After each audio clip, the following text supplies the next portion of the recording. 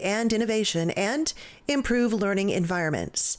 The first executive order, Transparency Regarding Foreign Influence at American Universities, requires higher education institutions to disclose donors' nation of origin and other information. The president did not disclose the rules for compliance. U.S. manufacturing showed modest but meaningful signs of improvement in April, according to data released yesterday by S&P Global, which showed factory output and new orders ticking higher. The April 23rd report, combined with Federal Reserve data, suggests America's industrial sector is stabilizing amid tariff-related uncertainties. It appears that Nike is helping to fund a study on the use of puberty blockers on children and how they affect athletic performance. According to veteran journalist Michelle Tafoya, who joined Tommy Lauren on Tommy Lauren is Fearless, I think this is a big deal because the only reason I can think that Nike would be involved in this is to be inclusive and include trans girls. Again, folks, biological boys, biological males in girls' sports so that they're not excluded. But by doing that, you are excluding girls, Tafoya said. It's abusive to give children puberty blockers. Why that ever became a thing to me is so disgusting and reprehensible, Lauren added. Although Nike has yet to confirm its involvement, the company has not denied it either. Our quote of the day, the most deadly poison of our times is indifference. And this happens although the praise of God should know no limits. Let us strive, therefore, to praise him to the greatest extent of our powers. Saint Maximilian Kolbe. And our saint of the day coming up. You're listening to Crusade Radio Network News. Everybody loves a good trilogy. The Lord of the Rings, Star Wars, and now the King Dude Seasoning Trilogy. There's Beast and Butt Rub, Acadiana Steak, and the brand new Chicken Mamu Seasoning, a lemon herb-based rub that's won trophies in barbecue chicken cook-offs. Now, we've bundled all three spices together, and you can get them for one low price for less than it costs to rent a movie trilogy. And the King Dude offers you his personal money-back guaranteed of your taste buds' complete satisfaction. Order a King Dude Seasoning Trilogy today at shop.mychurch.com. Oh man, May is so boring. I wonder if there's anything on the radio here. On May 2nd, the Mike Church Show will launch a broadcast contest unlike any other in history, and you'll see why May 2025 won't be just another May. Our saint of the day is Saint Paul of the Cross. He was born in northern Italy in 1694, Paul Daneo. He lived at a time when many regarded Jesus as a great moral teacher, but no more than that. After a brief time as a soldier, he turned to solitary prayer, developing a devotion to Christ's passion. Paul saw in the Lord's passion a demonstration of God's love for all people. In turn, that devotion nurtured his compassion and supported a preaching ministry that touched the hearts of many listeners. He was known as one of the most popular preachers of his day, both for his words and for his generous acts of mercy.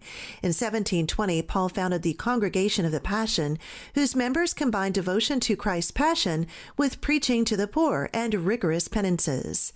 Known as the Passionists, they add a fourth vow to the traditional three of poverty, chastity, and obedience to spread the memory of Christ's passion among the faithful. He was selected Superior General of the congregation in 1747, spending the remainder of his life in Rome.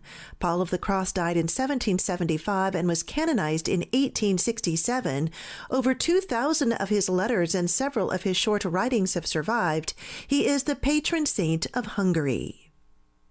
NASA Administrator Bill Nelson said this week in Ottawa that he expected the Russians and the Americans to work together on the International Space Station until it is decommissioned. American-Russian space cooperation was put in doubt after the invasion of Ukraine back in February of 2022. Yuri Borisov, the Director General of Russia's space agency Roscosmos, surprised NASA by announcing in July of 2022 that Moscow intended to withdraw from the space station partnership after 2024. A day later, NASA said Roscosmos wanted to continue the partnership. Nelson, who is in Ottawa to help showcase the Artemis II space mission, including a Canadian astronaut, underscored the history of the U.S. and Soviet collaboration in space during the Cold War and said he expects it to continue amid the war in Ukraine. The collaboration on board the ISS continues in a very professional manner between astronauts and cosmonauts without a hitch, and I expect that to continue.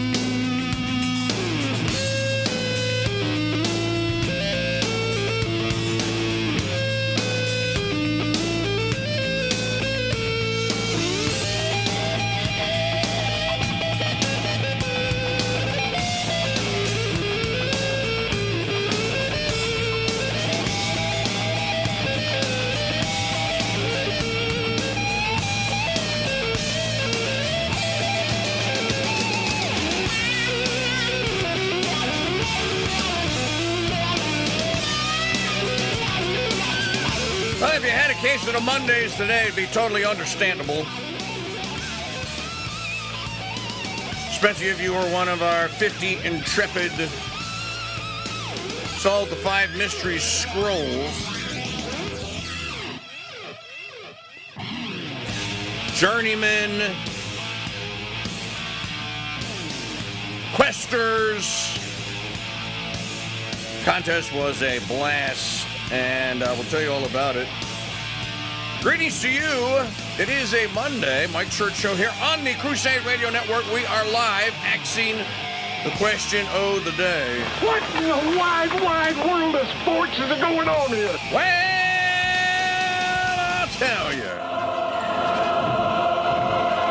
By the way, we got breaking news. To ensure the security and continuing stability, the Republic will be reorganized into Seriously, the breaking! Galactic Empire!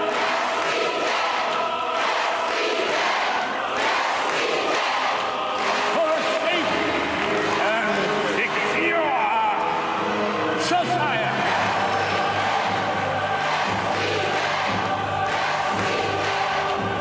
So I'm calling on Congress to pass these reforms, and I'm going to sign them in the wall. No, you're not. Fall down the thunder, well, now you got it. You tell them I'm coming, and Hal's coming with me, you hear? Hal's coming with me! All righty, our call-in line telephone number if you'd like to be on the program today, 844-527-8723, 844-5-CRUSADE. Email address, same as it ever hath been. I am King Dude at protonmail.com. Crusader Stadium chat room is open for your commentary at crusadechannel.com/chat. And since it is a Monday, and we're in the Apollo Space Center, broadcast version of it, we should check in with our flight controllers and make sure all of our systems are a go. Apollo 13 flight controllers, listen up. Radio Network You go, no flight go for controller, launch. listen up. Booster, go. Chat room, Go. Vital. telephones, Go flight. Guidance. Guidance, go. video, Go flight. Ecom. We're go flight. podcast, We're go. Rumble, Go. Control. X, Procedures. Parlor, Inco. Play TV, YouTube, FAO. We are go. fax Network. machine, Recovery. producer, Capcom. We're go flight. website. Launch control, this is Houston. We are go for launch. So, we've got breaking news. This really is breaking! Seriously breaking. The Ruskies are out with the list of demands what it will take to... did you see it? You did send it to me. What it will take to bring the Ukrainian-Russian war to an end. There are 6 things on the list. Of the 6, 4 of them have been, or the things that your kind, humble host has been telling you were necessary. Somebody said, this is a joke earlier. Somebody said, yeah, well, you're telling the Ukrainians that they need to stand down. Let me ask you a question, Americans. If Putin was bombing your country and he just said, give part of it up, what would you say? Wait, what part would you be willing to give up? First 10 answers, California. So, well, you want California? Yeah, take it. You want... you want Oregon? Take it. You want you want Washington? Take it. You want New York? Take it. You want Massachusetts? Take it. By the way, when you take it, you get the people too. Don't be kicking them out. We'll be sending them to us. Here are the conditions, and this is literally just moments ago. Number 1, demilitarization and denazification of Ukraine. You know, there were certain individuals that were a part of the Crusade Radio Network in the early days of this conflict when I would bring up the Azov battalions. Who were the Azov battalions? The Azov battalions were the well-known Ukrainian, modern, skinhead-type Nazis. Complete with swastikas, Hitler posters, the whole shebang. And I was told by a certain individual and a few others in private quarters, I was told just because they have a few of those whack jobs, that's just not the rank and file. That's not even a large percentage of the. That's not even a large percentage of the Ukrainian military. This is right-wing fake news. And I said, I don't think it is, because this isn't new. This goes back decades of where after the fall of the Soviet Empire, and there was a struggle. There's a power struggle because there was a power vacuum. One of the entities that arose in Stalin's Ukraine, and I call it Stalin's Ukraine because he's the one that drew the borders. One of the entities that rose to power was the Azov battalions or the Azov Nazi Guard, whatever you want to call them. You can deny it all you want. You can say that this isn't a significant part, but we were told in the beginning of the war, President Putin gave an address. He said, the world is going to say that I am lying and that they don't exist, but they do, and they are a threat to the people of Ukraine. They are a threat to the people of Russia. You have to remember that it was the German Nazis that thought that they could take out the Soviet Union in 1938 or so, and they're the ones that invaded and caused the war between the Russians, the Ruskies, and the Krauts. So the Russians never forgot that. They never forgot that the Nazis made it all the way to what? What was that big battle? Leningrad? Oh no! It used to be St. Petersburg. I forget to the massive battle. But the Krauts lost and the Russians prevailed. In any event, condition number one: demilitarization and denazification of Ukraine. Number two: Ukraine must not join NATO. That's a no-brainer. And that's Russia can't have a NATO country on its western border. They won't.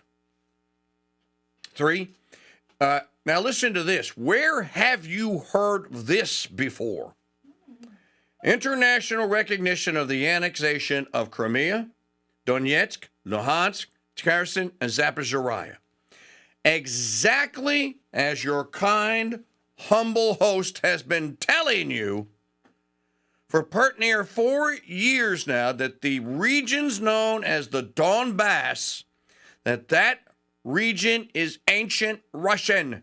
It is not Ukrainian, and it never has been until Stalin came along in 1946 and said, I think we want to, we're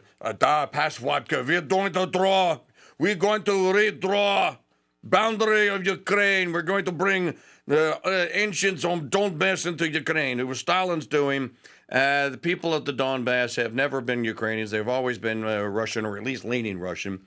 And so Putin's saying, you want an end to the war? Stop fighting over Russian territory. These people are Russians. They're not freaking Ukrainians.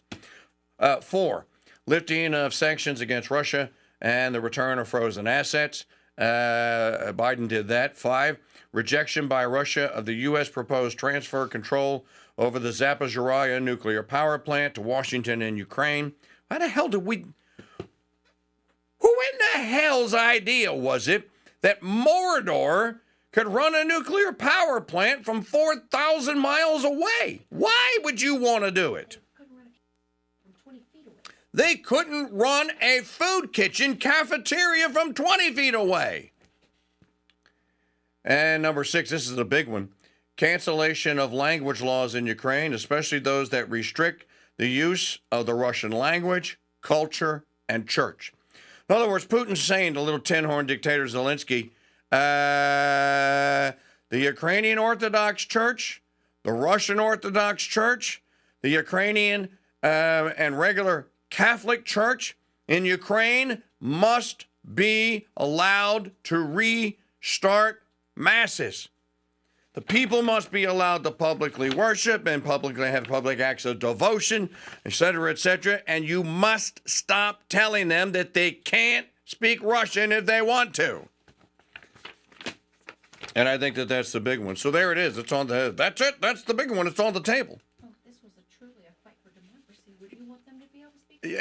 Maggie's saying that this truly was a fight for democracy. This is the war for democracy on earth. If this was really the war for democracy on earth, then why are they telling people that they can't do things like go to the church that they choose, speak the language that they wish to speak? Especially in areas where that language is like kind of like native and natural. So there you have it. And that just it's probably 3 hours old now, that news. Speaking of new news,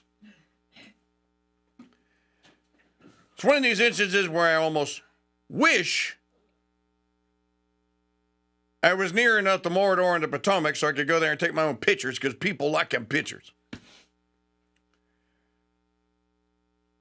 Tomorrow is the 100th day of the Trump administration 2.0. Today on day 99, well, last night, day 98, the Trump administration was busy. There was a lot of activity on the White House lawn last night. The MAGA elves were out. The MAGA Santa sleigh came in. It was filled. They got the pack off the back of it. And the MAGA elves went to work. And what were they doing? The MAGA elves were putting yard signs up all along Pennsylvania Avenue of 100 illegal, alien, criminal trespassers that the Trump administration has arrested and deported. And what their crime was. So you drive down Pennsylvania Avenue and you go, oh, hey, look, there's the White House off in the distance. Oh, gee, doesn't it look so majestic? Arrested for murder. Distribution of fentanyl, rape, arson, murder, and rape. You said rape twice. They like rape.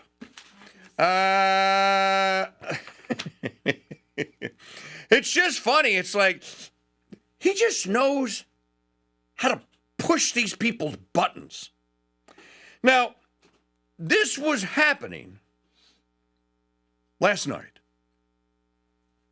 after Cory Booker and Hakeem Jeffries held a squat-in on the steps of the Capitol. We're taking this Capitol back, and we're starting out here on the steps, and we're rallying the people, and we're going to take down this administration.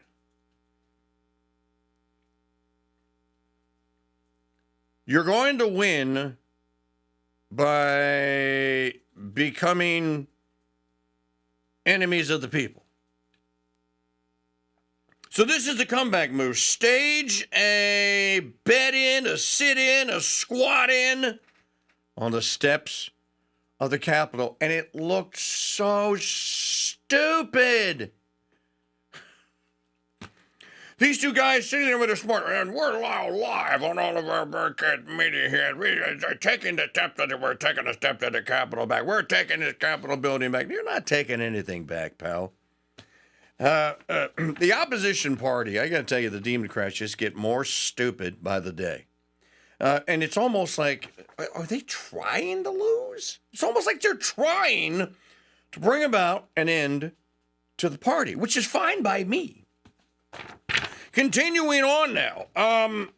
The White House Correspondent Dinner was this week, and I'm not going to talk a lot about it because, quite frankly, I don't care. I've only been invited to it once, and I turned it down because Obama was president. Had I been invited last night, I don't know, I might have gone. I'm just going to say this about the state of broadcast media. That reminds me. Okay, while we're on the state of the broadcast media, told you so. Before I even say it, told you so. Last night on 60 Minutes, Scott Pelley went rogue. Now, I don't blame Scott Pelley. However, he did it on airwaves that don't belong to him. He is charged with being the caretaker, if you will, the protector of the realm of the CBS evening news, 60 minutes summary of what is broadcast and ID'd as CBS News. This is what Scott Pelley was a guardian over. This is what I'm a guardian over here at the Crusade Radio Network and the Mike Church Show. And he used the CBS airwaves to basically try and prevent some sort of a merger and to ring the alarm bell that apparently Paramount, now the parent company of CBS, is trying to make a merger with some other streaming titan. Did it say who they're trying to merge with? Paramount. CBS is trying to merge with. Well, I thought they already were. Because basically, you turn Paramount on and you get CBS shows. You get, what's the one with about the fire, not the fire, the one where they're the California firefighter dudes. What's it called?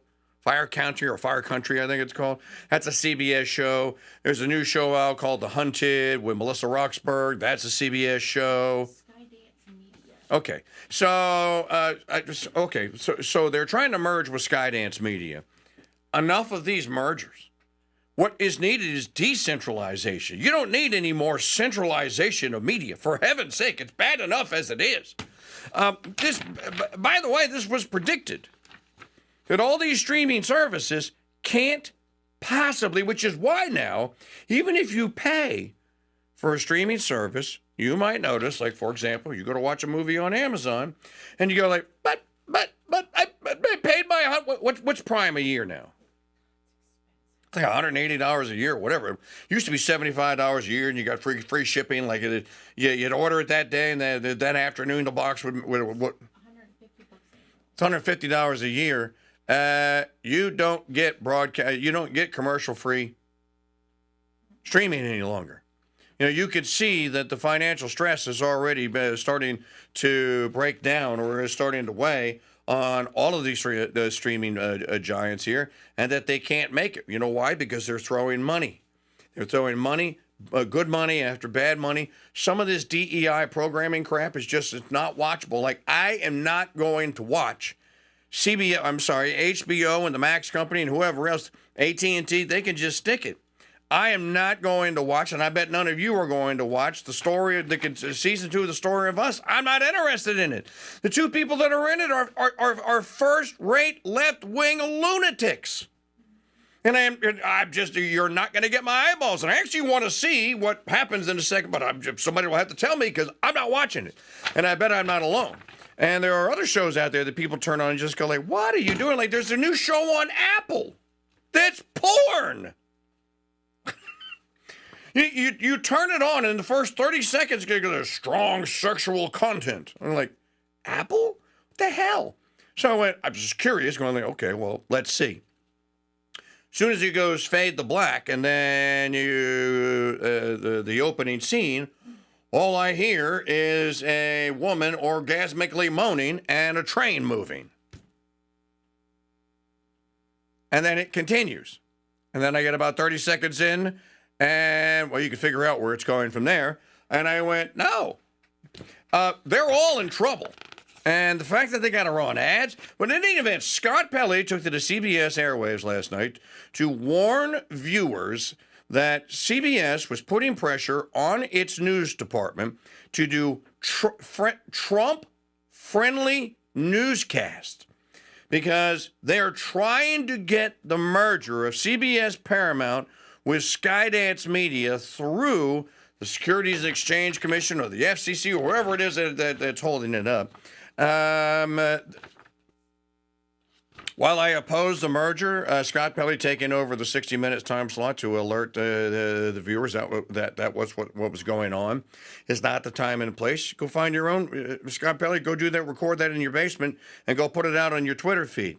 As long as it doesn't violate your contract, that's how you do that. But he used the CBS 60 Minute, his slot on 60 Minutes last night. And by the way, preceding that, some guy that's been a producer 60 Minutes for like 57 years. Dude's been there since he was a teenager, apparently. Resigned the other day in protest over this.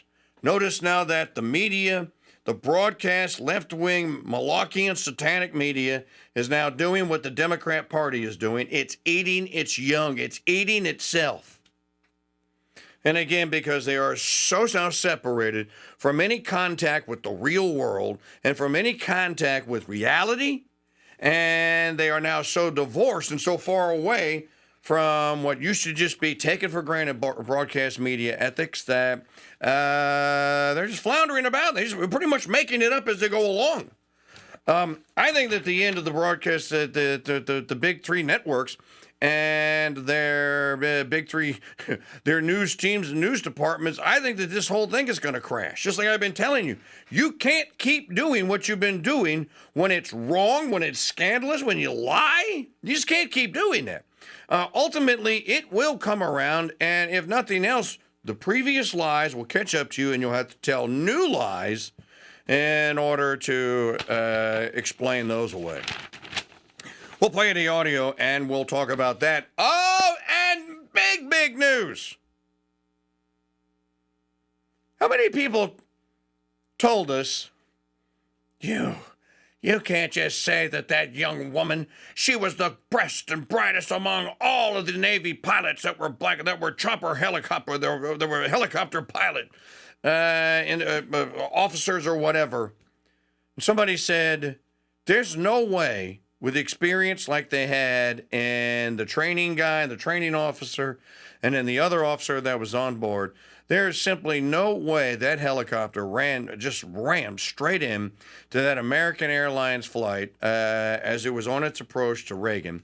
There's simply no way that was an accident, or it didn't seem like that was an accident, and that there was not something that was untoward about it. New York Times front page story yesterday, 14 pages long if I were to print it out.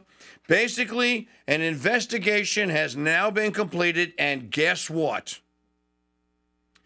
The woman was flying the chopper. They have confirmed it. Not only was she flying it, she was told to do something, and I'll tell you all about it when we come back. You don't have to wake up at midnight and 3 a.m. to live like a brother at an Abbey when you start your day with Abbey Roast Coffee, now in 6 blends. Take advantage of flat rate shipping and shop for Abbey Roast today at shop.mikechurch.com. Hey folks, did you know that the word watch, as in wristwatch, originates from the Old English word watcha, meaning watchfulness, and was initially used to describe keeping a lookout or being alert? Well, I know 2 guys who keep a lookout for the highest quality watch movements, bands, and then apply their own love for liberty and the Second Amendment to the design of the faces, and bammo, you have the 2A Liberty Watch Company. My friends George and Josh design watches that are sharp, functional, and inspire. I wear my 2A 4547 POTUS watch every day, and you'll love yours too. Shop their entire line today at 2awatchcompany.com. Use the code CHURCH for 10% off at 2awatchcompany.com. Hello, Crusaders. I'm Janet Huxley at the Crusade Radio Network News Desk with your Crusade Crucials for Thursday, April the 24th, 2025. This report is brought to you by Capuchin Holy Roast Coffee, a blend personally crafted by Mike Church, made from South American and Africa's finest gourmet coffee beans and roasted to perfection. Available in whole bean or ground. Pick up a bag or 6 today at shop.mikechurch.com. In the market report, the Dow was up again 1.07%. The S&P climbed 1.67%. NASDAQ was up as well 2.50%. In National Day calendar news, today is National Take Your Sons and Daughters to Work Day, National Teach Your Children to Save Day, it's National Bucket List Day, and it's National Pigs in a Blanket Day. While some references give Betty Crocker credit for the first printed use of the phrase in 1957, records as early as 1901 reference recipes for pigs in a blanket in a variety of forms. Our quote of the day: "The most deadly poison of our times is indifference, and this happens although the praise of God should know no limits. Let us strive, therefore, to praise him to the greatest extent of our powers." Saint Maximilian Kolbe. And our saint of the day, Saint Fidelis of Sigmaringen. You're listening to Crusade Radio Network News. Listen up, Red, White, and Dude Nation fans. Now, if you wear one new t-shirt this spring, then make sure you pour yourself into a new Mike Church Show neon microphone t-shirt. Printed on beautiful 100% soft cotton tees, the logo's so cool. It's even more cool than burning Unburdened by What Has Been stickers. Available in sizes medium through Alvin Bragg sized 3X. Be the best dressed dude at your cigar shop or the coolest dressed gal at Junior's soccer match. Order today at shop.mikechurch.com.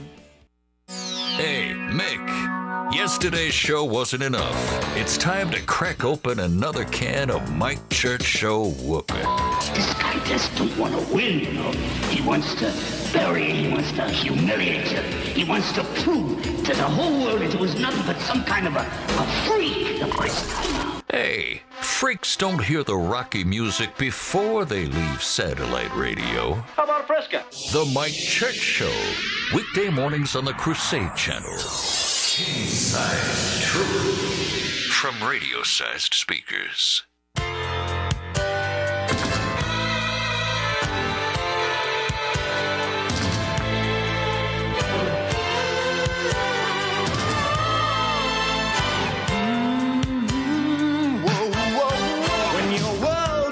Strange arrangements, and gravity won't pull you through. You know you're missing The fastest 3 hours in all of broadcast radio and media. The Mike Church Show is on the Crusade Radio Network. The world's largest pronoun-free safety zone. In the Crusader Stadium chat room at crusadechannel.com/chat.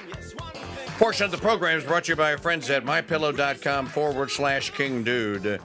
Great deals on MyPillow Classic, MyPillow Queen, MyPillow King, MyPillow California King, MyPillow Travel, and don't forget the Percali sheet sets now, starting at $25 in 12 different colors. Plus, grab yourself a 3-pack, a sample pack, it's free, of Rev 7 energy drink from mypillow.com/King Dude. mypillow.com/King Dude. So Easter tide is officially over.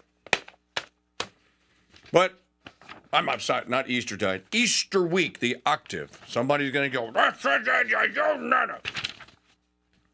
But Paschal Tide continues, and Easter Tide rolls on all the way until Pentecost, I believe. They buried Pope Francis on Saturday. I watched part of the procession through Rome and of the carrying of the coffin into St. Peter's Cathedral. And they showed some of the Mass, and the crowds were huge. Hundreds of thousands of people in the street cheering in Italian for the repose of the soul of Francis, and then of course many were there wondering when the conclave is going to begin. That reminds me, May the 7th is going to start. The number one rental movie in America right now is The Conclave. Ladies and gentlemen, dudes and Uber babes, let me just tell you, save your eternal souls. Don't watch it. No matter what no matter what Shelley the single chick at the end of the street tells you, do not watch it.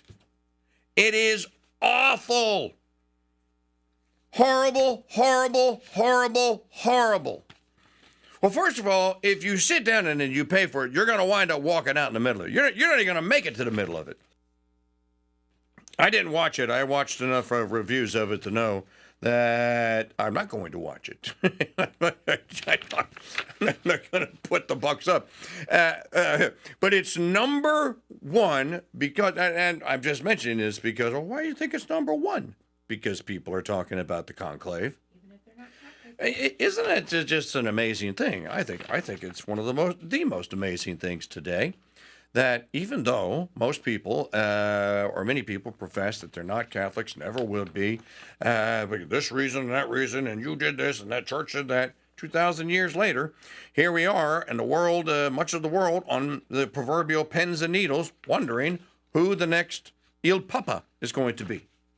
That says to me that there is one permanent, universal, holy, Catholic, and apostolic church. And that, as I said, as Eric Sammons and I talked about on our interview last week, as the church goes, so goes the rest of the Christian world. So yes, keep praying. I know most of you are, for a good, holy, Orthodox Pope, even if it's not the one you want. You don't know how it's going to turn out. So I just find that the most fascinating thing, that the world focuses on the Catholic Church when, and this is a controversy or a crisis or whatever. So we'll keep an eye on that. Many of you are probably wondering, all right, dude, you went through this 5 mystery scroll ding.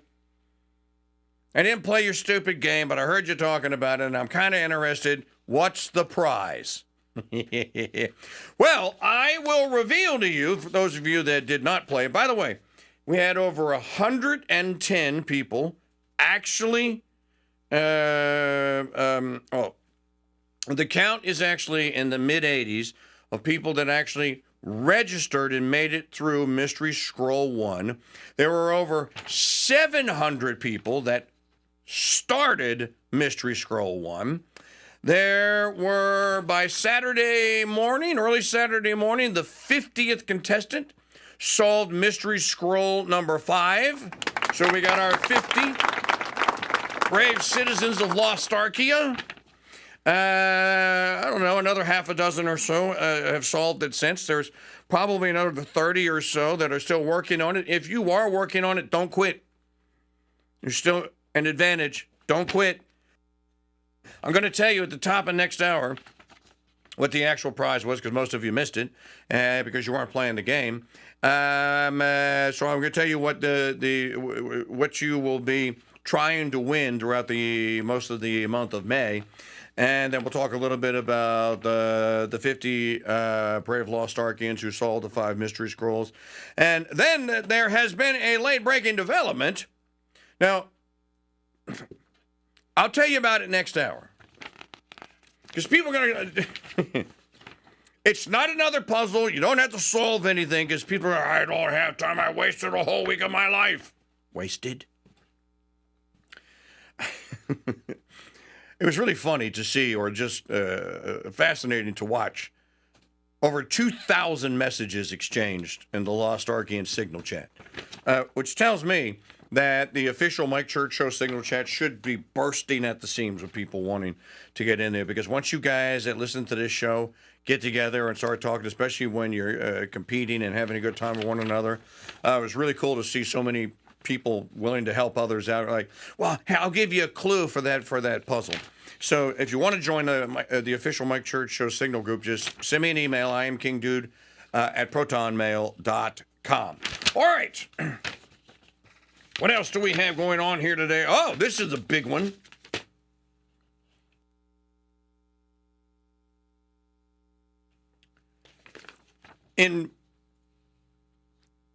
It's Boulder, right? Or is it Colorado City? Colorado Springs, that's right. Where was Joe Kenda from? He was Colorado Springs, wasn't he? That's evident Joe Kenda's retired. From the land of Joe Kenda. Everything in Colorado that has anything to do with the cops, now people go, Joe Kenda. WWJKD. What would Joe Kenda do? Well, he would tell you that if you're a single female or if you're a woman and you're out late at night and you're walking across a parking lot, that you're stupid and you should probably go back in the safety of a building and call your hubby or your boyfriend or a cop to escort you to the car. That's probably what he would tell you.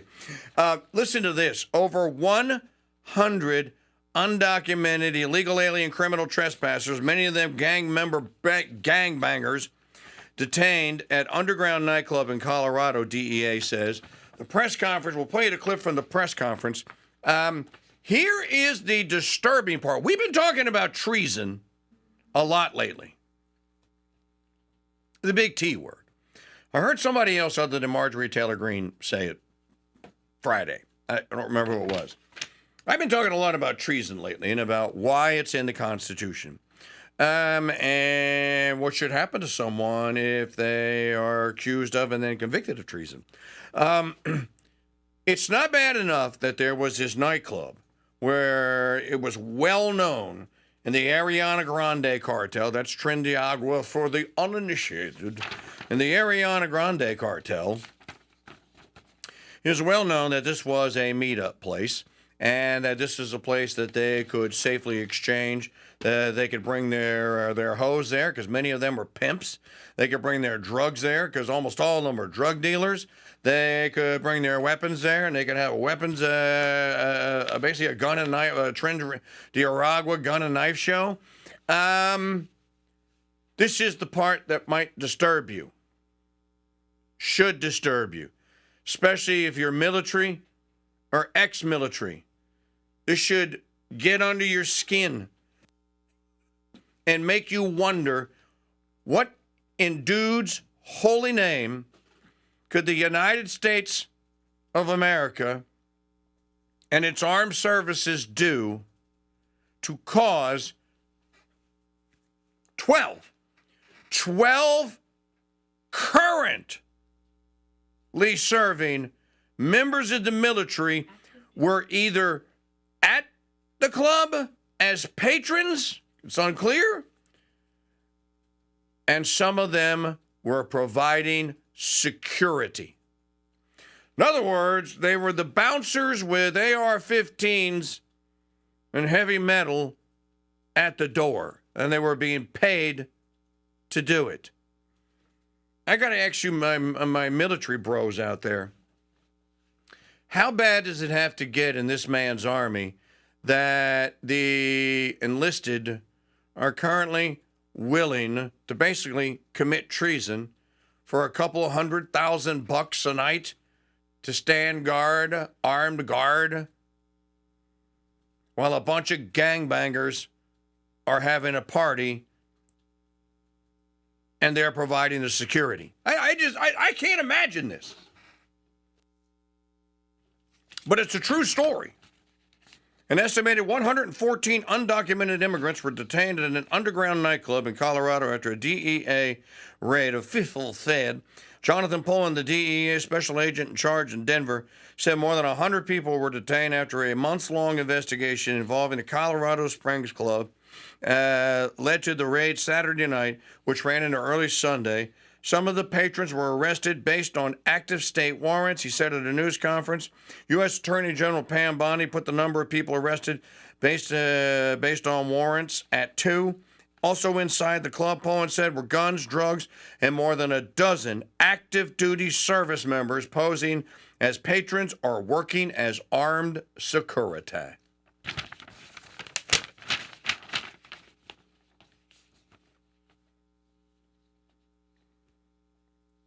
As you may suspect, when the cops showed up at the door, most of the drugs hit the floor, and we did find cocaine. He said, we'll play to somebody. He says this.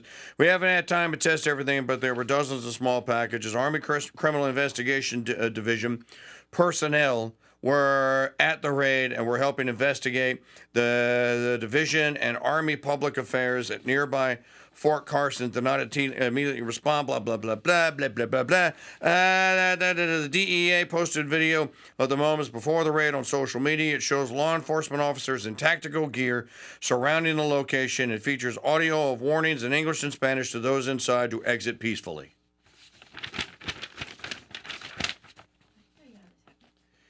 Pullen alleged the club, which appears to be a strip mall, was a location for drug deals and sex workers. Events there had been under surveillance by the cops for months. What happened inside is that's from the story. That's what's on your screen there. Yeah. Okay. What was happening inside was significant drug trafficking, prostitution, crimes of violence. We seized the number of guns in there. He indicated the investigation that led to the raid was ongoing, saying authorities officially have a few other operations pending across the city. You might ask yourself, what in the hell is going on in the state of Colorado where all these gangs have taken up residence now? Where they take control of entire apartment buildings, where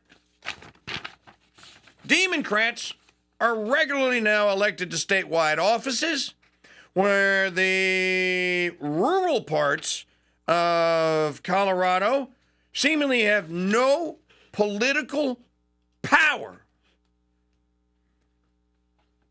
and cannot stop the baby-killing, lesbonic murder machines in Denver and Colorado Springs and Boulder and in the other big cities. You know, the Air Force Academy is in Colorado.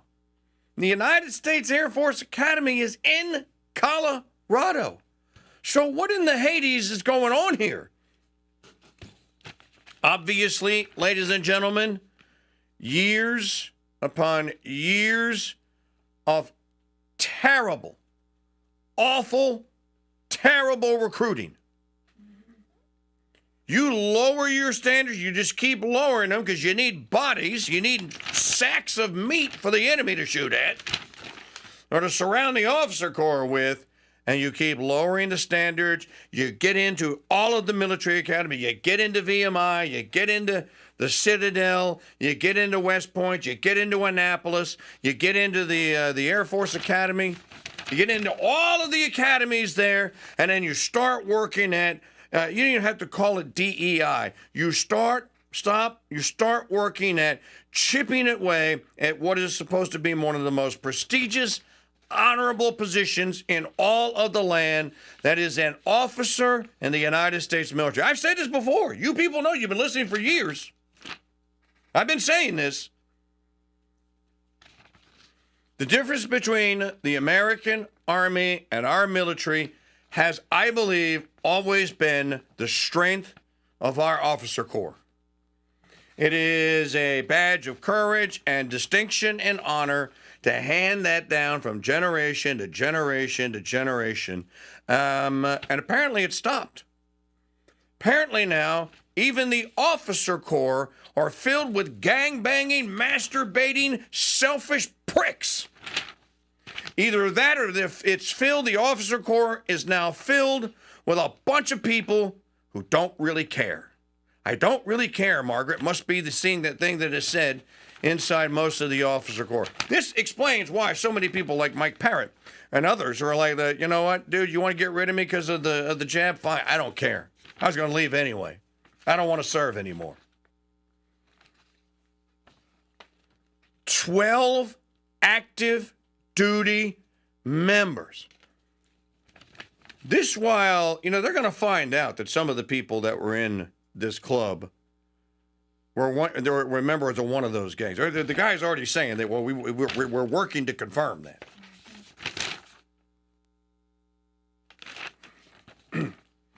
This is what happens also when you do stupid things like, oh, you want to become an American citizen? Oh, okay, enlist in the Army for 4 years or whatever the case may be. When many of you and I were little cheerins, we had military training at school. The high school I went to, we call them ROTCs, the ROTC. And, we used to make fun of them, but I bet a bunch of them turned out to be pretty damn good soldiers and officers. But there used to be in almost every high school in America, there was an ROTC.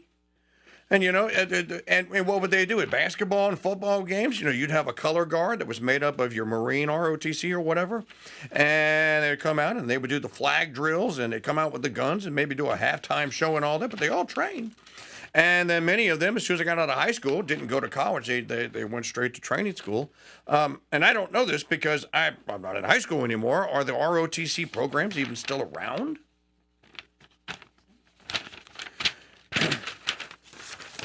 This is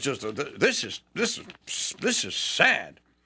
Bondi said on X that members of Venezuela's Trinidad gang, as well as the Los Angeles-founded MS-13 gang, were detained. So there you go. You have members of the United States military literally providing aid and comfort to an enemy combatant. Treason. Both gangs have been repeatedly named as violent threats to the United States. The Trump administration forges ahead with its crackdown on illegal aliens, immigration. Poe said agents, including surveillance at the venue, spotted people they believed to be Tren de Aragua and MS-13 gang members, as well as members of the Hells Angels motorcycle gang. Bondi praised Trump for achieving result. I'll play you the digital media file later. This is not supposed to happen. This is not supposed to happen. And again, I have to wonder, for how long has this diminution, has this breakdown of what used to be a prestigious thing, which was to be an officer in the United States Armed Forces? For how long has this been the glide path here? Because and by the way, it's almost like, as well, the commander-in-chief is President Trump. If he's signing executive orders making Tren de Aragua, Ariana Grande, MS-13, and whoever, designating them as terrorist organizations and as enemy combatants, You should be steering clear. Steering clear is not the operative word. Running in the other direction. That is the commander-in-chief saying to all that are below him, these are now enemies. I mean, folks, Elroy in the chat room says this would be like joining the Nazis during World War II. No, it's worse than that, Elroy. Not even joining them. It would be like standing guard outside of a nightclub where they were having a Nazi bang-in or whatever the hell they do. You know, yesterday, Middish Chur was watching just kind of his background noise. She was watching Inglourious Bastards, which it's a movie that kind of grown on me over the decade or so since it came out, mainly because of Brad Pitt. Because the Brad Pitt character, you know, it looks like he's always got a mouthful of skull, and it looks like he's I don't know what do you think there? What's the little one's name? There was Uvenich. What do you think there, Uvenich? What do you think about this Nazi? You think he's gonna burn his uniform when you get back over there in Germany? What you gonna do with that uniform there, boy?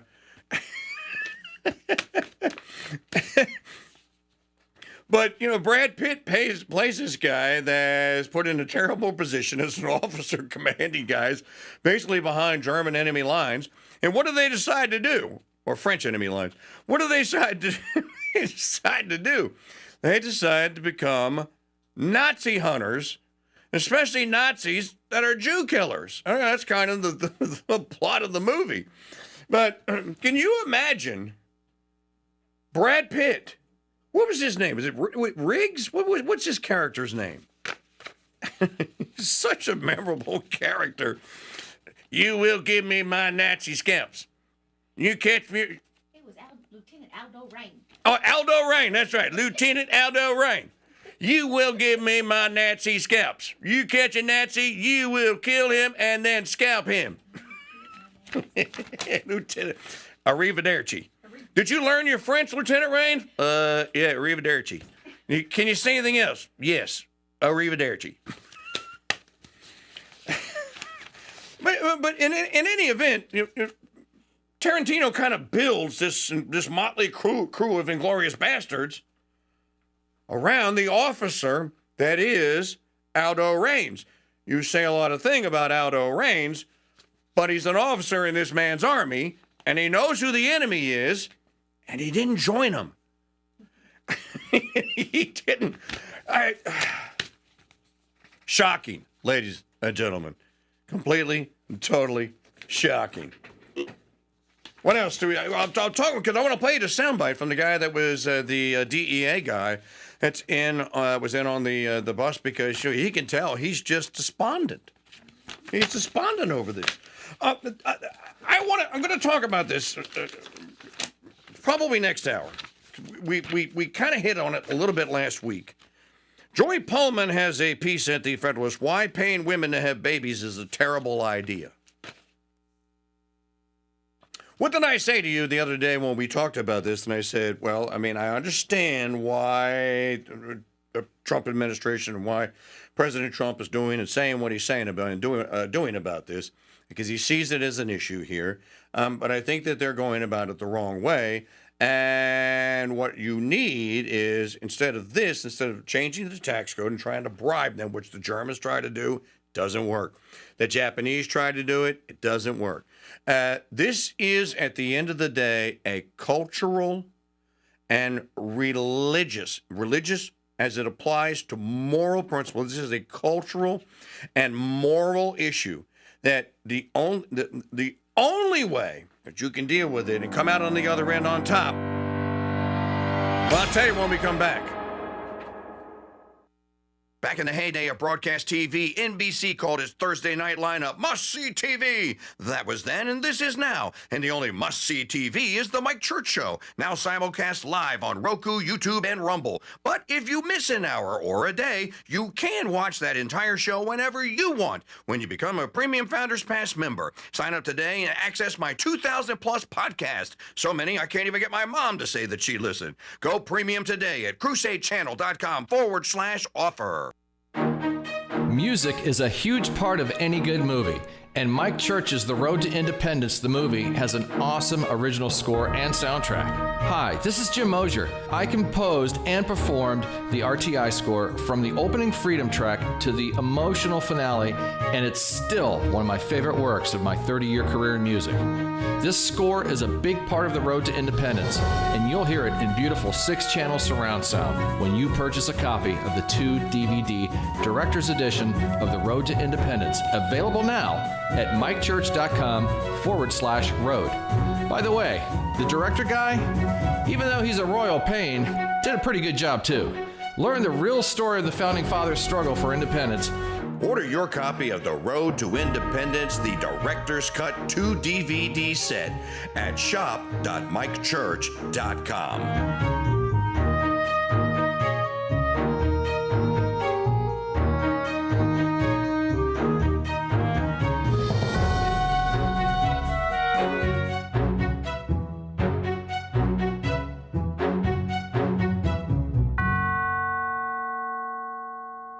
Over the years, radio contests have been staged. Repetitive. Listen and win. Snooze fests. On May 2nd, the Mike Church Show will bring that to an end.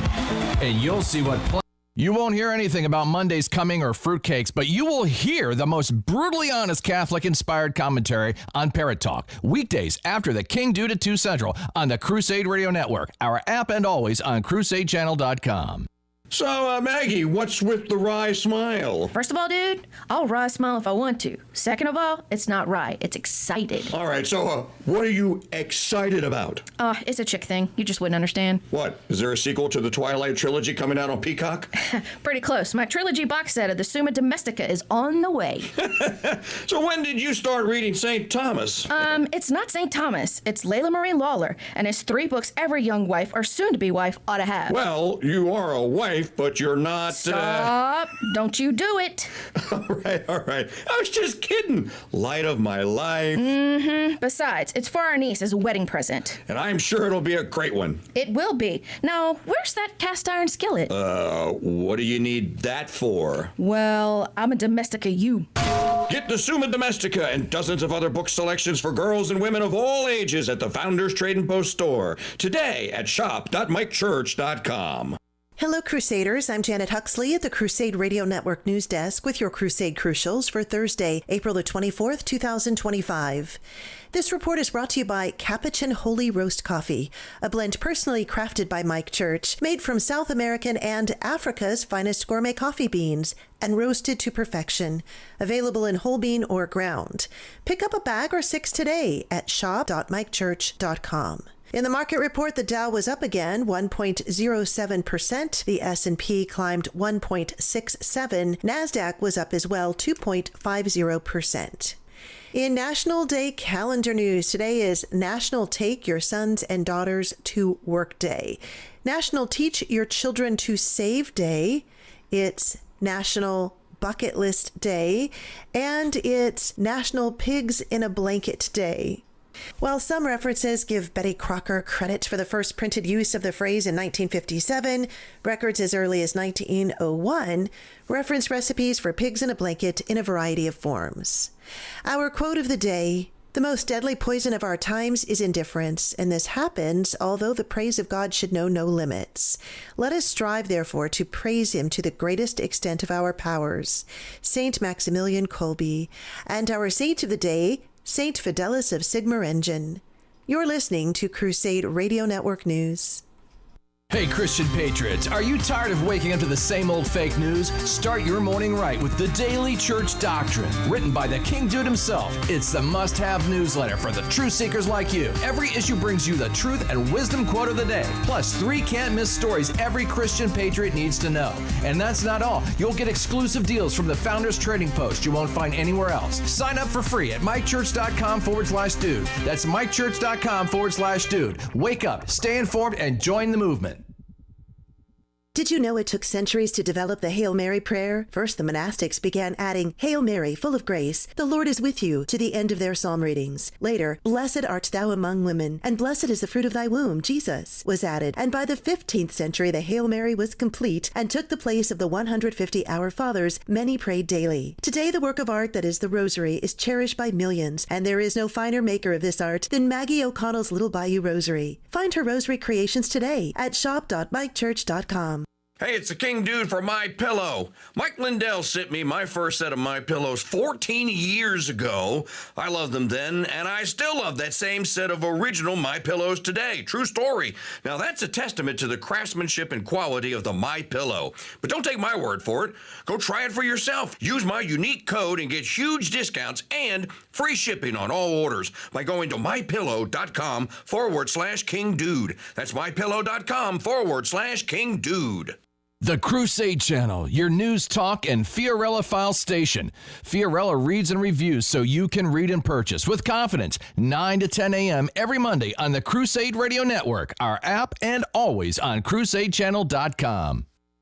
Attention, Coffee Cop Academy students. Now that DEI is over and CCA order is restored, let us return to training. Now, Rule 4DC calls for the separation of all tasteless decafs, thereby protecting...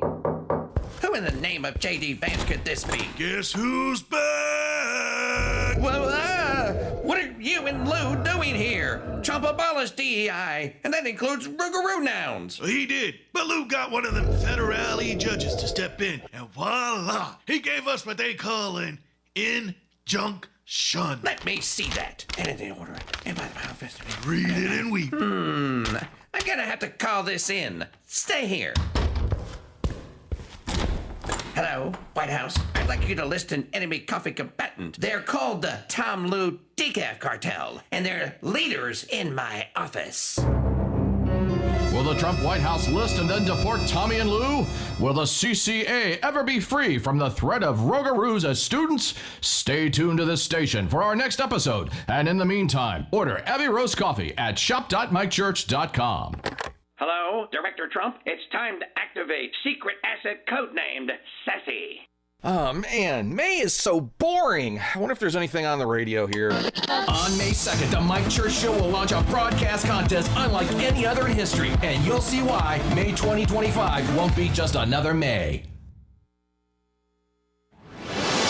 Brother Mike Church presents Flashback. Sinful things that were happening 20 years ago. Jurassic Park, the remake of Godzilla, and the beginning of Don't Ask, Don't Tell. Are either of you, homosexuals? You mean like flaming, or? No, we're not homosexual, but we are willing to learn. Let's hope and pray no one will ever confess those sins again. The Mike Church Show, preaching and teaching from his abbey while living here in the present on the Veritas Radio Network's Crusade.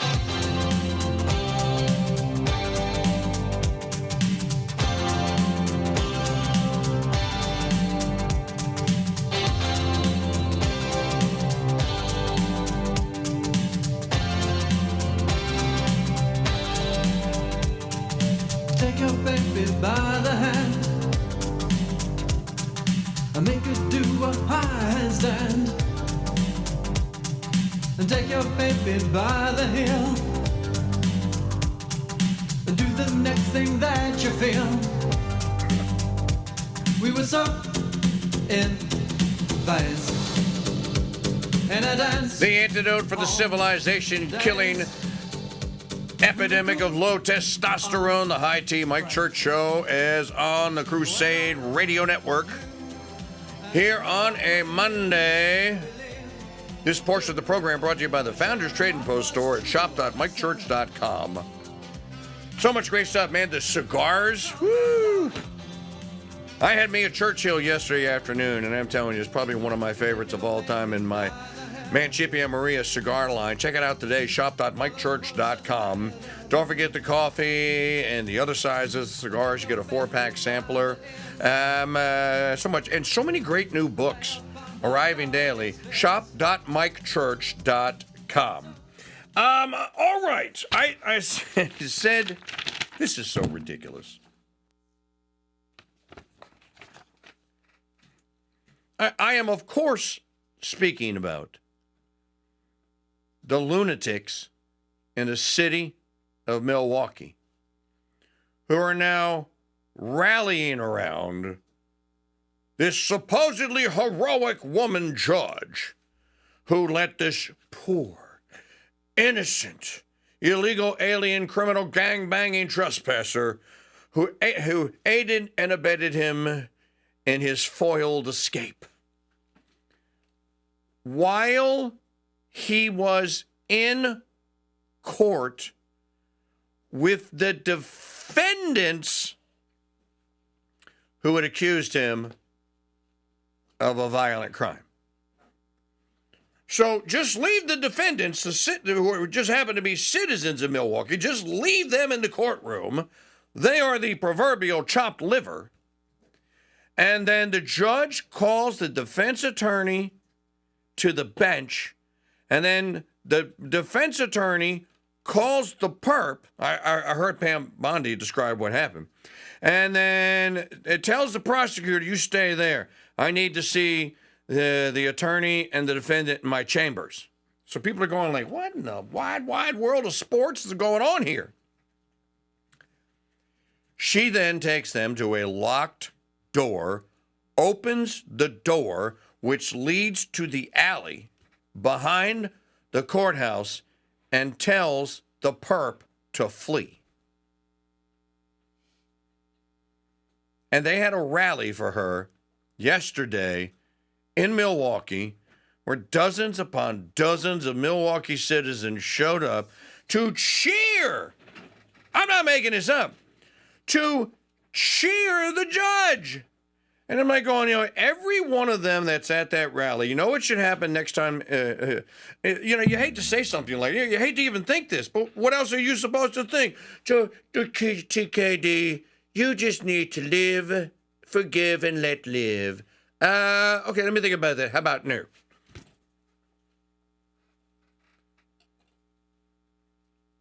My first thought is, well, next time she's sitting in there and she learns that ICE is coming to arrest some of the illegals that are due to have hearings of some sort in her court or whatever, and she lets them out the back door. Next time you go to a rally to cheer, because I hope it doesn't happen to a good person, next time there's a recidivist that escapes because Judge, whatever her name is, what's her name? Dugan. It was Dugan. Some Judge Dugan decides to let a illegal alien criminal trespassing gangbanger out the back door so that they can flee ICE. I hope they wind up at your house. I mean, ladies and gentlemen, this is an assault on everything that the criminal justice system is supposed to do. I can't think. The only thing I can think of is the judge pulling a weapon during the session, aiming it at the plaintiff, the person that was attacked or had an act of violence directed at them by the illegal alien gangbanger, and shooting them. You know what? Why are you in my courtroom? Because it's against the law to rape me? Yeah? Well, what about his rights? Don't think he has the rights to my private parts and to violently sexually assault me. Oh, yeah? Well, you know what? You don't know what his life was like, what he had to go through. Boom. That would be worse. Kinda, I think.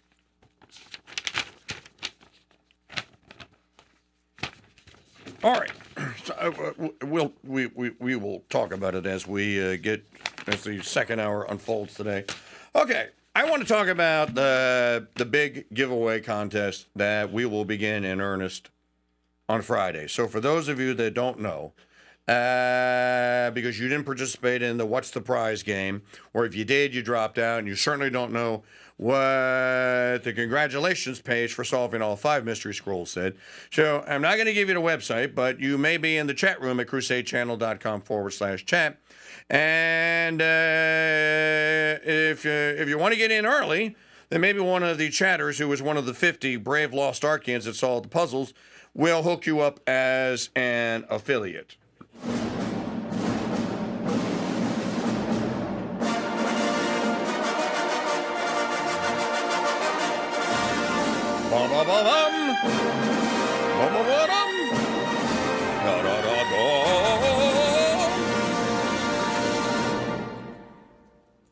Okay.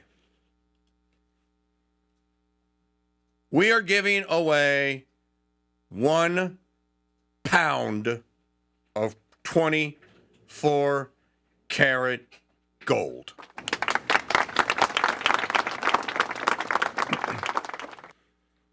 The promotion contest begins Friday, May the 2nd. It goes through Friday, May 23rd, where the winner will be announced. Second prize is 1 pound of sterling silver. Third prize is 50 winners get 1 pound of my beast and butt rub. So 1 pound. Doesn't that just sound good? What's your promotion? Your fundraiser this year, TKD? You gonna win another car? Snicker, snicker, snicker. No, we've graduated. We've upgraded. We're giving away 1 pound of gold.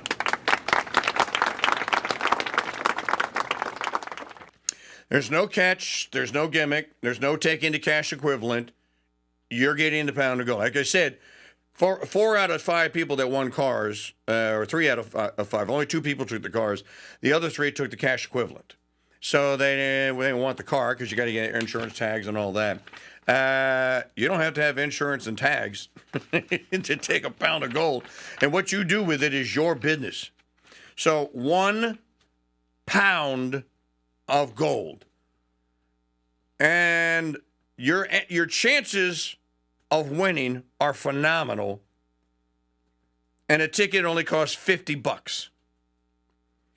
Now, anyone can play. Anyone can play. You can be a Founders Pass member, fine. You don't have to be. We will give 1 ticket away on air through a cool contest that will begin on Friday. And also, you can obviously buy tickets. But if you want to start buying them now, and for you guys that are the 50 affiliates that solved the 5 mystery scrolls, I'm not going to tell you who it is, but an anonymous donor has thrown down an offer. I talked to him before the program began. We have an affiliate program in place. It can track all your sales, so this is not even difficult to do. An anonymous donor has said, King Dude, I want this to big, and by the way, it's a troy pound. You get troy ounces of gold. Yeah, what's on the side, it says troy pound. It's actually, that's more in weight than an actual imperial pound. In any event, it's actually more gold than you would if you weighed it out by imperial ounces. Okay, so this anonymous donor came to me, and he said, I want to make sure that this is the biggest contest in the history of the Mike Church Show and the Crusade Radio Network. So I came up with an idea, and he said, and I'll actually do this if you just tell me what whether you want to do it or not. And I said, what's the idea? And he goes, well, I want to make sure that the 50 people that you got engaged stay engaged, because if you solved the mystery scrolls, they found out on Saturday that when they solved the mystery scrolls, the 5 mystery scrolls, the congratulations was they got a free ticket, the first people to get a ticket, and they became the first affiliates. Now, for those of you that have played any of our games in the past, there's never been an affiliate program. This one is unlike any other. Don't cost nothing to become an affiliate. Buy a ticket, you're an affiliate. You're automatically signed up. What you do with it is your business. You want to use it, you can. If you don't, it'll just sit there. No one will ever know. The first 50 have their affiliate accounts activated, and they can start selling using their affiliate links today. So you can ask, for example, Shafa 13, you want to buy a ticket, Shafa 13 can give you his unique URL. And after I tell you what the plan is for this week, Shafa 13, there may be a feud. There may be shooting inside the chat room. So an anonymous donor has donated 1 pound of sterling silver that I can give away on Friday or on Monday next, because it'll go through Friday, to the 50. You got to be in the number, the 50 that solved the mystery scrolls. Whichever one of you sells the most tickets, you get the silver. A troy pound of silver, donated by an anonymous donor. Now, I think that's pretty cool. I don't know why there's not cheering. I wish we had a live audience so people go, ooh. So we're giving away a pound of gold on May the 23rd. 1 ticket will win, just 1. You can get a ticket for $50. If that's not the coolest. By the way, the cash value of that right now is $40,000. You got a chance to win $40,000 in gold shipped to your house. You know, if we sell enough tickets, I'll bring it to you. I'll go to Andy and get it, and I'll bring it to you. Nope. What? Well, you can. Well, I didn't say you. Well, usually it's a package deal. Or you get it. I'm voluntolding Mrs. O'Connell to bring it to you. So anyone can win. You don't have to be a member. So it's why I want you. All of you, when you buy a ticket, you become an affiliate. But the only people that can compete for the troy pound of silver are the 50 who made the 5 mystery scroll solves. So don't message me and tell me what do I need to do. You need to send that link out to everyone you know. Go stand on a street corner with a sandwich board on with your QR code printed on it and sell, Mortimer, sell. That's a hell of an incentive. So you'll be banking more golden tickets towards the gold, and one of you gets a free pound of silver. Dude, who does this? We do. So there is your the follow-up to the contest. If you don't want to participate, Schaefer, why do you have to be such a contrarian? Damn it! If you are one of the 50, only the 50. You want me to read the names? Then you can compete for the silver. Not anyone else that just willy-nilly wanders in there and buys a ticket. Only the 50. Green.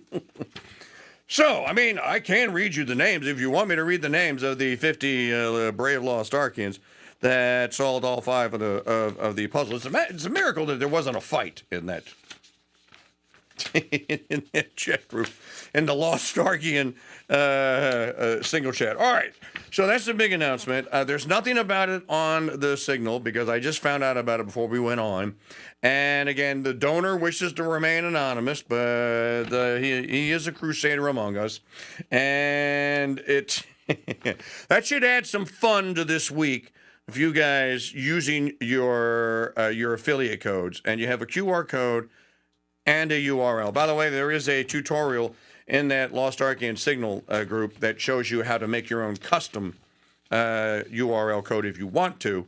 There's someone will land someone right on the buy a ticket page. So Maggie is recapping. Do that like every 2 seconds. Yeah, just copy and paste that and do that every 2 seconds. All right, let's do some digital media files. By the by, President Trump was in Rome for the funeral of the Pope. And they did the kiss of peace at the Mass. Did you see that? And they said it in Italian, or I guess it was Italian. And it wasn't in Latin. I don't think it was in Latin. And everyone, of course, starts turning around and high fiving, which is something you're not supposed to do. Don't do that. If you ever see it at a new Latin rite or an old Latin rite, you only see the deacon and the subdeacon will kind of they lean in like they're kissing each other, but they really don't. So Trump is going, "Am I supposed to? What do I do here? Do I kiss? Do you want me to kiss? What do I do?" In any event, he showed up for a private meeting with Zelensky, and Zelensky ambushed him. Trump shows up in St. Peter's, I think it was in St. Peter's. It was St. Peter's, but they were supposed to have a meeting between Trump, Zelensky, and Macron. But Trump told Macron, "No, I'm just talking to Zelensky." Right. And then so Macron shows up. I don't think that Trump knew that Macron was invited. That's the story that I got. And then Trump shows up. There's 3 chairs. Move that chair. Just get it out of here. Macron, Emmanuel, this is twixt me and Zelensky. I'll talk to you later, okay? No hard feelings, okay? But I need to talk to him by himself. And the whole thing was Zelensky trying to bring backup in there to keep the war going, to have an advocate going like, "No, we will not surrender. We will not make a deal." Of course, there was a deal on the table now. The Russians have put a deal on the table. So Trump shows up at the funeral for Pope Francis, and he meets with Zelensky. Look, we have a couple of digital media files in and out. Tomorrow is the 100th anniversary, 100-day anniversary of the Trump administration. An arbitrary number, if you ask me. It doesn't really mean anything. In any event, but I'm glad to see that he has signed more executive orders. He's like 5 short of the entirety of the Biden regime. Trump and his executive orders. Play digital media file number 1. This is at the airport. Morristown, New Jersey. I guess this is on the way to Rome for the Pope's funeral. What is 2 weeks? Give us, what is the actual date? What is the timeline? 2 weeks or less, and if it's a little more at the time, I say, but, they're losing a lot of people. We have 3,000-4,000 people dying every single week. That's a lot of people to lose. You can imagine parents waving from Ukraine and from Russia, waving to their son as he leaves, and, a week later he's dead on a battlefield, all carved up and chopped up. I've seen it. I see the satellite pictures. They're horrible. They're horrible. I would say it can't get any worse. Body parts laying all over. I don't even like looking at them. Body parts laying all over the fields. What are they doing? It would have never started if I were president. Is your relationship with President Zelensky better now than things were in the Oval Office? It was never bad. We had a little dispute because I disagreed with something he said, and the cameras were rolling, and that was okay with me.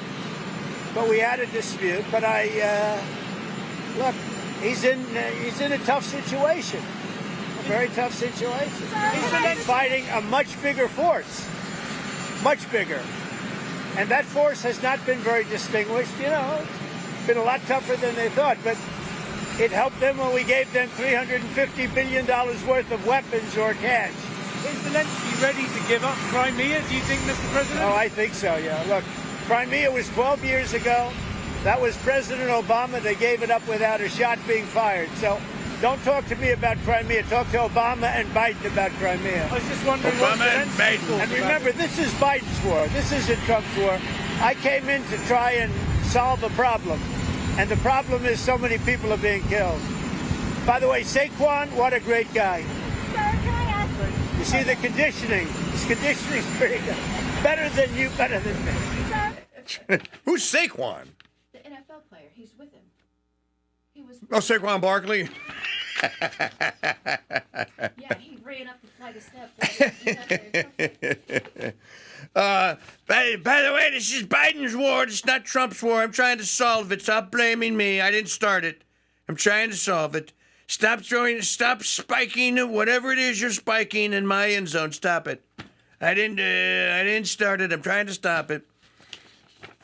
All right, the next one is about the meeting. Okay, you want to start?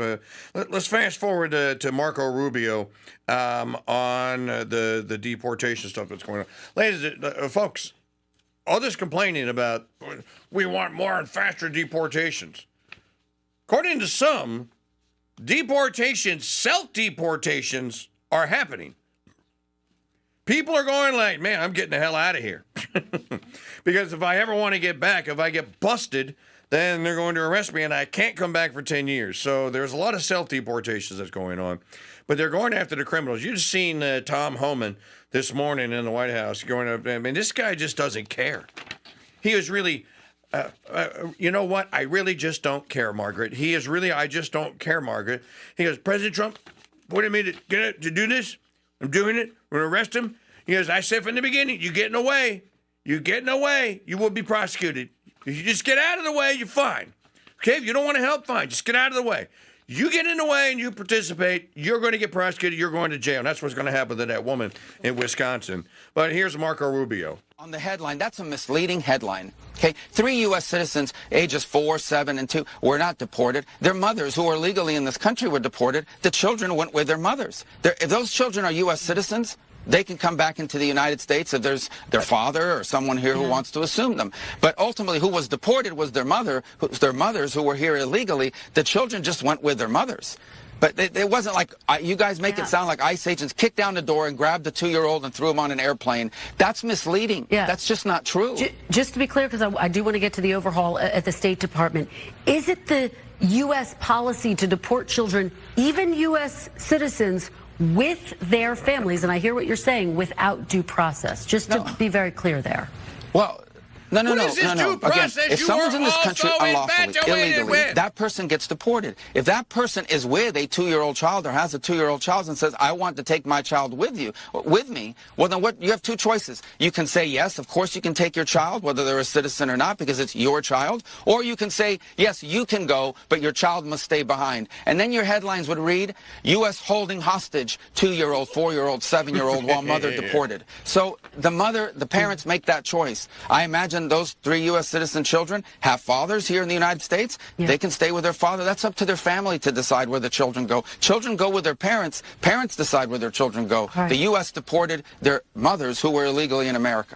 And thank you. They want to use the children as shields. You kicked that 2-year-old and that 7-year-old child out. You heartless, cruel, callous bastard, you. Well, actually, we just kicked their mother out. They were hanging onto her coat.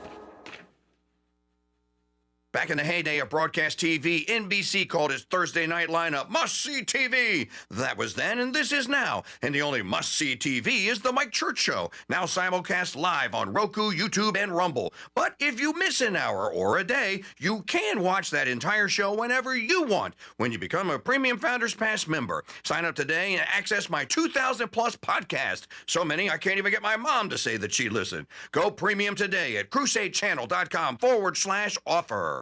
Over the years, radio contests have been staged. Repetitive. Listen and win. Snooze fests. On May 2nd, the Mike Church Show will bring that to an end. And you'll see what playing and winning should actually mean.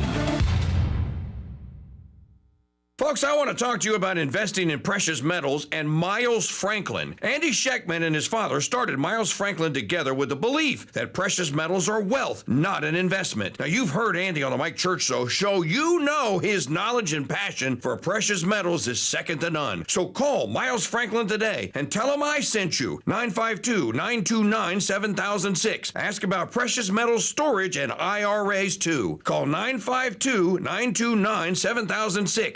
Did you know that the rosary began as a tool to give laity a form of common prayer, like what was being prayed in monasteries?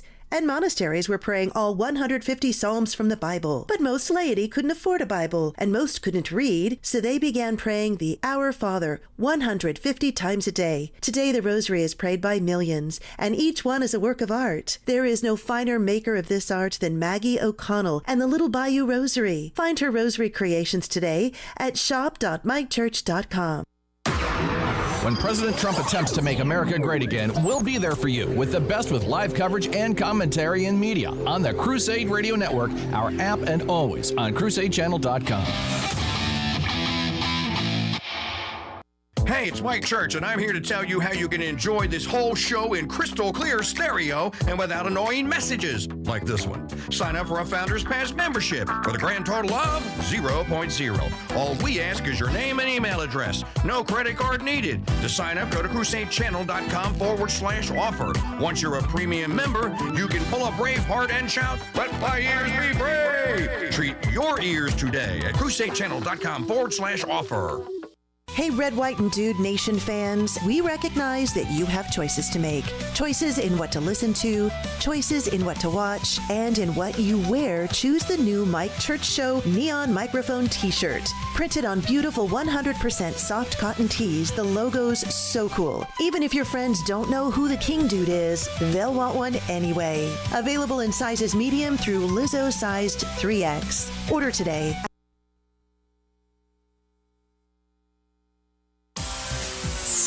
Hey, Mrs. McGillicuddy, don't be a satellite radio snob and pass by the Mike Church Show. Come on in and browse. May I help you? Oh, no thanks, just browsing. How long do you intend to browse? Well, that lady there, you didn't ask her how long she intends to browse. How come you're asking us how long we intend to browse? You don't look like browsers. Now that that's over, How about a Fresca? the Mike Church Show, entertaining browsers and fans since 1992 on the Veritas Radio Networks. Crusade.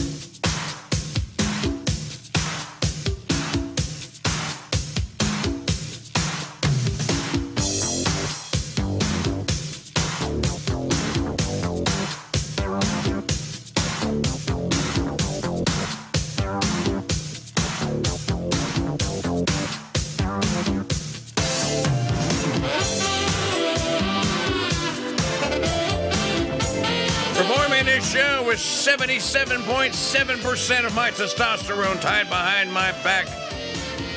It's held in my hand in a plastic pickle jar, which is hermetically sealed.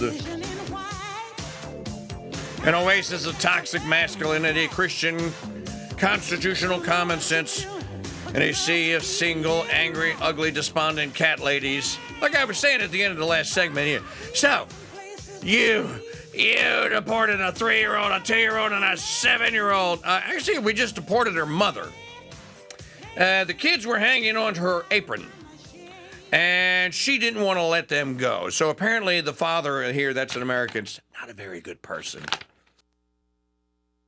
I love the fact that Rubio and the others, and Stephen Miller, and Caroline Leavitt, and Trump on his ex, and J.D. Vance, and the entirety, when they're asked about this, just because he's just so emotional. You know, for a party that despises children, that wants to murder as many of them as is humanly possible in the womb, they sure love arguing for them once they're born, don't they? They want radical nutcase homosexual that are supposedly married to adopt them, the ones that don't get adopted by sexually disturbed and sexually deviant wackos. They want to turn them over to psychiatrists that work for the state and tell them that they're boys when they're girls and girls when they're boys. Why are these people always waging war against children? Because children are the future. Remember that George Benson song, the great George Benson, that Whitney Houston turned into a #1, the greatest love of all? But did you know that was a George Benson song? That's a George Benson song. When she said, his song is, I believe the children are our future. And let them lead the way. Right. That's a George Benson song. Well, we do believe that the children are our future. Unless you're a Democrat. You want the children to be born. This portion of the program brought to you by my friends Josh and George at the 2awatchcompany.com. Check it out today. 2, the number 2, the letter A, watchcompany.com. Graduations are right around the corner. If you're looking for a great gift for a young man or a dad or a grandpa or whoever it may be, they don't make the ladies' watches yet. They're just doing the men's for now. That's why I don't promote you on the ladies' watches. My friends at the 2A Watch Liberty Timepiece Company, boy, do they have a watch for you and for your guy or whoever that may be. Use the coupon code CHURCH, and it's either 15 or 20% off, but you get a sizable discount because you know me. Choose your band, choose your face, choose your moment, whether it's a Second Amendment or a liberty-themed or a President Trump MAGA themed, they've got them all. 2awatchcompany.com. 2awatchcompany.com. Pay them a visit, send them a note, tell them I sent you, and use the coupon code CHURCH at checkout. I was reading this story. I thought it was very interesting. By the way, we are your home for the Win a Pound of Gold. It's a pound of a Troy pound of gold. No gimmicks. This is not a scam. Someone is going to win on May the 23rd a pound of gold. Look, go to when you get to go to the website. I'm not going to tell you where it is right now because I want the affiliates to do the work. You guys are competing for a pound of silver now. The one of you that sells the most tickets between now and Friday, an anonymous donor has donated a pound of silver for you. You already got a free ticket to win a pound of gold. Now you got a chance to win a free pound of silver. And all you had to do was solve some puzzles. So it's a great little contest here. All of you that are affiliates, this is not hard. You go to that site that's in your email, you click the affiliate area, and there's a URL there that you can copy. If you want to make a custom one that goes directly to the landing, to the actual product page for the ticket for a pound of gold, there's a tutorial in the Lost Archian Signal chat. I made it this morning. There's a graphic there that explains it. It's 3 extra clicks. Not hard to do. But in any event, one of you is going to win. I can't wait to get the leaderboard up. Since as soon as Resnick and I figure out how to give you guys nicknames so we can show who is in the lead on winning the pound of silver. So again, on Friday, I will announce the website. And by the way, there's only a certain amount of tickets available on May the 2nd. This game is going to be played far differently than the Golden Truth Ticket Contest. It'll be a lot more fun, a lot more interesting, a lot more time will be of the essence every day for all 20, and not just to win the free ticket. I'll explain it in great detail when we launch the game on Friday and everyone can play. I was reading this article at Crisis Magazine. How abortion lost its cool. We were talking about how you can't just give money away and expect society to start popping more children out. This is a cultural, primarily moral and religious problem that has to be addressed. And all you really have to do is restore what once was. Maybe more difficult than it seems, but it's been like that for eons, so I don't think it's that hard. But this article here is about how the radical leftists who said that the 2024 election was going to be the abortion election.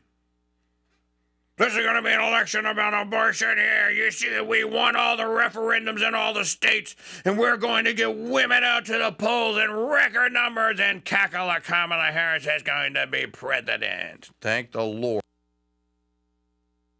that didn't happen, but it didn't happen. And you might note that the squealing, the demonic squeal of the harlots out there to shout their abortions and what have you, it's kind of been kicked down a notch. They didn't kick it up a notch. They toned it down a notch. Why? Maybe we've reached peak sodomite, peak tranny, peak baby murder. Maybe?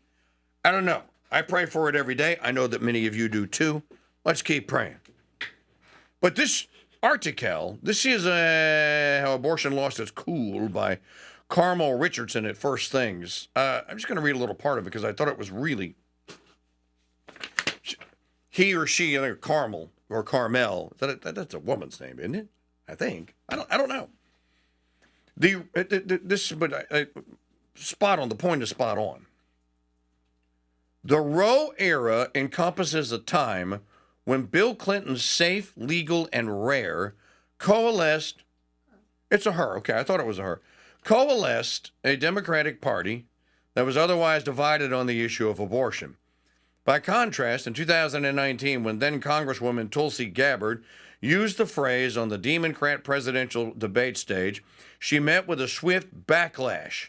Young feminists living in the age of dwindling access to abortion, this is a quote, aren't interested in a mantra that implies there is something shameful about the procedure, even if it has kept many people in the pro-choice tent, close quote. One Atlantic writer said of the incident, demonstrating how completely pro-abortion had replaced pro-choice as the consensus position among Democrats. Democrat voters' views on abortion have changed dramatically in the last few decades as well. At the time Roe was decided, only 19% of Democrats said abortion should be legal under any circumstances. 31% agreed in 1992 when Clinton coined his phrase, safe, legal, and rare. Today, 65% of Democrats say abortion ought to be legal under any and all circumstances. In other words, 2/3 of the Democrat Party think that killing a baby on its due date is just fine. I got nothing in common with them. 2/3 of them. Is this where you want to be when Jesus comes back? That's not a tenable position for a political party. Day of murder of a child is now the party platform. And you wonder why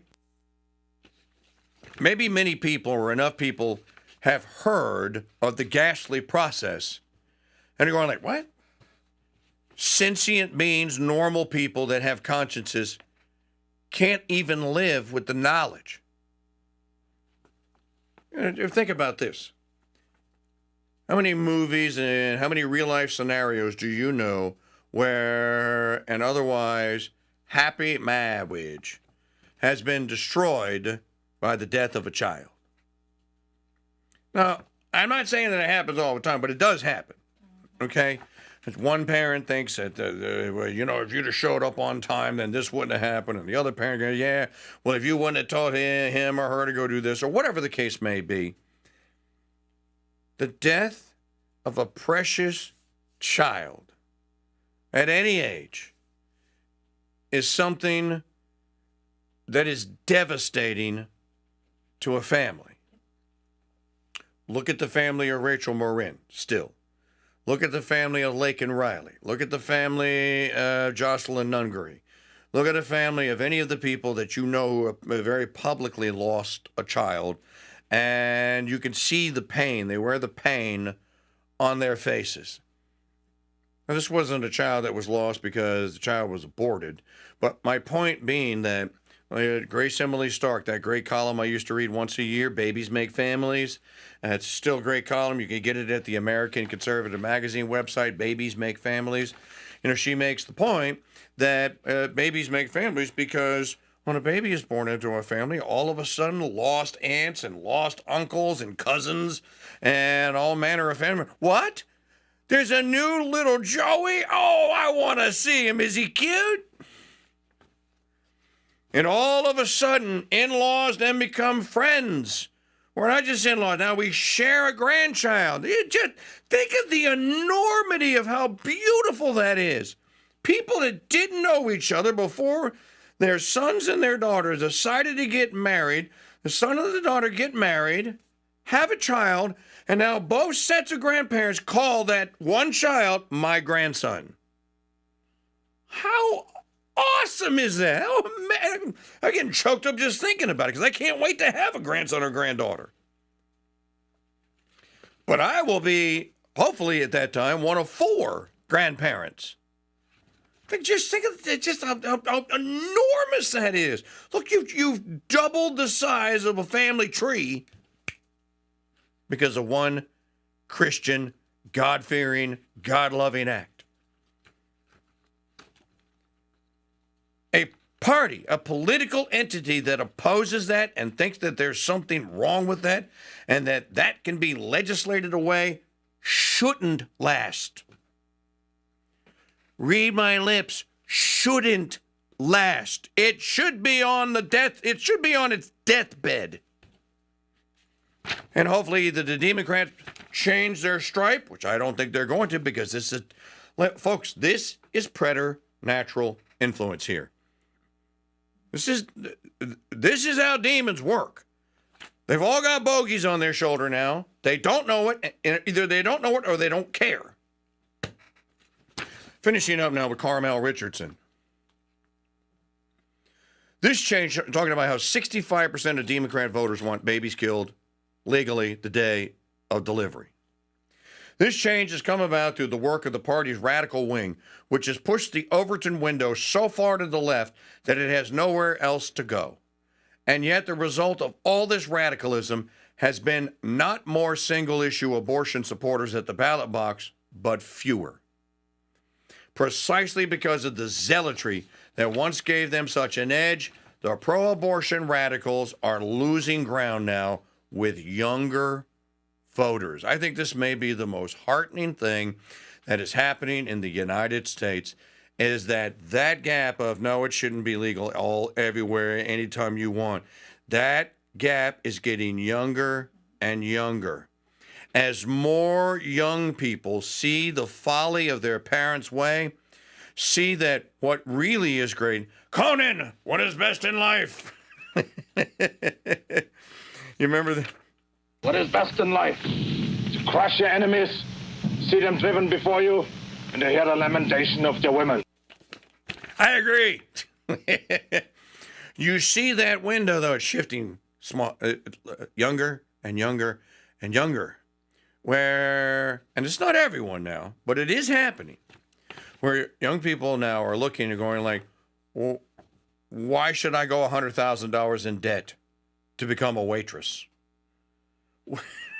Why should I go $100,000 in debt so I can tend bar?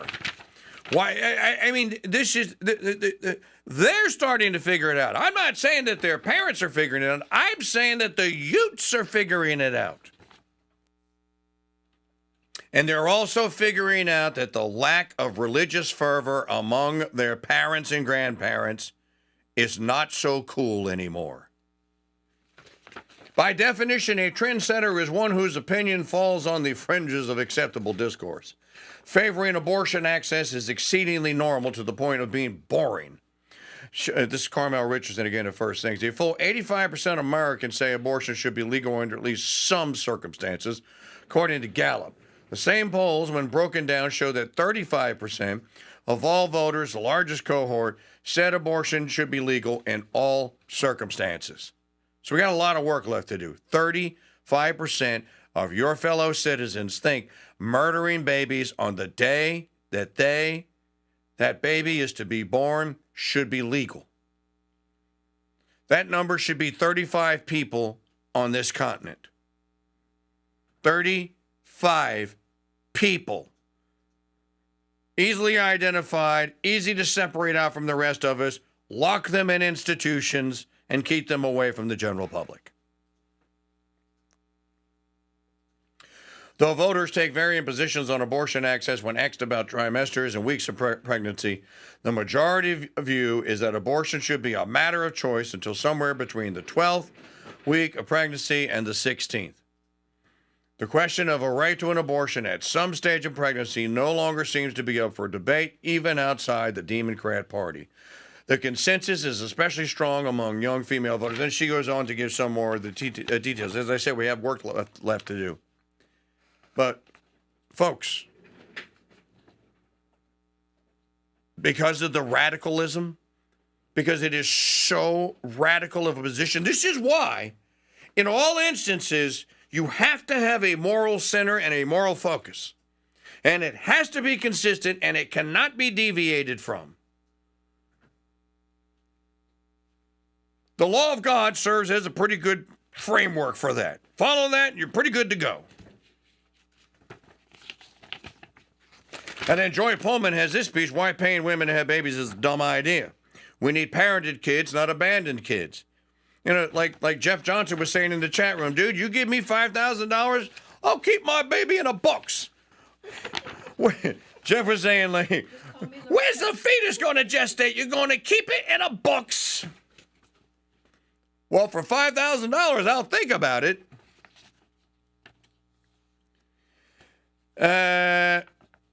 The apparent Elon Musk method also is a terrible idea. No government should pay women to spawn parentless kids for unattached sperm donors. You see, now this is where, now again, you have some people that, this is the libertarian in them now, or libertine, that think, wow, it's not harming anyone. Who am I to judge? To pull a Pope Francis. It is harming someone. Every child deserves a mother and father. I'm pretty sure that God made this clear in the fourth commandment when he said, honor thy father and mother. In that order. Honor thy father and mother, or in thy mother. He didn't, he could have said, honor a father and a mother. Honor thy father and thy mother. This makes it a civilizational imperative command from Almighty God. You need a father and you need a mother to make a child that will honor the father and the mother. Does everyone see the kind of the synergy there? The beautiful, just organic synergy. This is not hard to figure out. Honor thy father and thy mother. I used to give talks on this when people used to invite me to come speak at their places, at their meetings and what have you. The talk is called Civilization in 6 Words.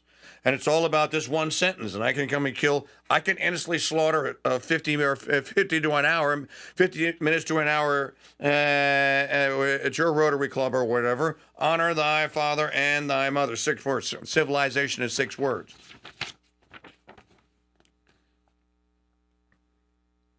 Again, it's not just that we need more human beings. We need more citizens capable of sustaining themselves and contributing to others. Like unskilled foreign labor, fatherless and motherless children tend to impose more social costs than their taxes relieve. We need more parented children, not feral children wandering about the countryside who quickly, if not immediately, become taxpayers' dependents. Musk may not consciously realize this, but he seems to unconsciously, as indicated by the reports, he paid $44 billion to buy Twitter because one of his effectively fatherless children was so distressed the son became transgender. There's a huge correlation between family disintegration and transgender identification. Look, there's a huge correlation between any kind of childhood psychological malady, anxiety, everything, in families that broke up because of where there were divorces. So any government efforts to encourage childbearing must only encourage marriage childbearing. This is why the most politically popular of the time suggested options, expanding the child tax credit, should be a marriage bonus. Families should only get the expanded credit if headed by a married heterosexual couple. Single head households can get the normal child tax credit, but married households should get double or some other enhancement. I got a better idea. If you're married and you get to 3 children, 10% flat rate. If you're married and you get to 5 children, 0.0. No taxes. None. You pay nothing. I pay nothing. That's one way you can encourage. I don't say that you're going to fix it. You can encourage it. And some people are going to go like, well, we're just going to stay married in name only so we get the tax credit. Okay, do whatever. still together. Furthermore, she says, I think that it's entirely legit to exempt parents from taxes completely. Thank you, Joy. Exactly what the King Dude was thinking. And raise taxes on non-parents to make up for it. You know, that's where you get into the, what, you're 30, you ain't got any kids, 30% tax rate for you. 30%? But wait. Get married and have a baby, you dummy. Well, then go join the convent. The slaves to the Immaculate Heart need sisters, and the brothers to the slaves to the Immaculate Heart need brothers. Problem solved. You don't want to have children? Fine. Go to a monastery. By the way, our friend Jennifer Bryans. That's not Brian. What's her last name? Oh God, it'll come to me in a moment. In any event, that's exactly what she did. She got beyond childbearing years. She was like, what am I going to do? She's basically third order now at a convent in Austria. A wise decision. She's been on this show. You know what? I should have her on and talk about it. We'll be back. 1 hour left to go. Attention coffee lovers, the Founders Trading Post has done it again. We have actually increased our selection of America's best gourmet coffee. Try the new Borromeo roast from Twin Pikes Roastery. Order today and take advantage of flat rate shipping at shop.mikechurch.com. Oh man, May is so boring. I wonder if there's anything on the radio here. On May 2nd, the Mike Church Show will launch a broadcast contest unlike any other in history, and you'll see why May 2025 won't be just another May.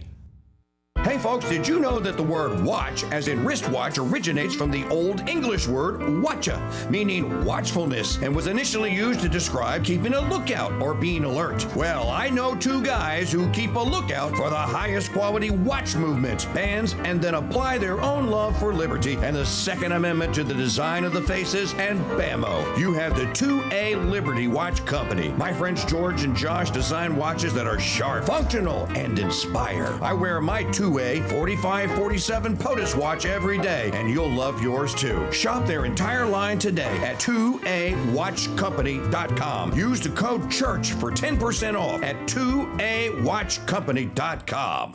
Everybody loves a good trilogy. The Lord of the Rings, Star Wars, and now the King Dude Seasoning Trilogy. There's Beast and Butt Rub, Acadiana Steak, and the brand new Chicken Mamu Seasoning, a lemon herb-based rub that's won trophies in barbecue chicken cook-offs. Now, we've bundled all three spices together, and you can get them for one low price for less than it costs to rent a movie trilogy. And the King Dude offers you his personal money-back guaranteed of your taste buds' complete satisfaction. Order a King Dude Seasoning Trilogy today at shop.mikechurch.com. You're listening to the Crusade Channel, a Black Hat Studios media property, broadcasting live 24/7 from Madisonville, Louisiana, and to the world via crusadechannel.com. Crusade Channel News. News you can trust, because the truth can be trusted.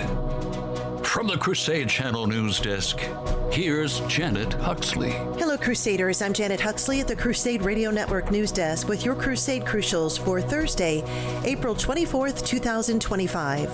This report is brought to you by Capuchin Holy Roast Coffee, a blend personally crafted by Mike Church, made from South American and Africa's finest gourmet coffee beans and roasted to perfection. Available in whole bean or ground, pick up a bag or 6 today at shop.mikechurch.com. Here's what to listen for this hour. Trump signs flurry of orders targeting education.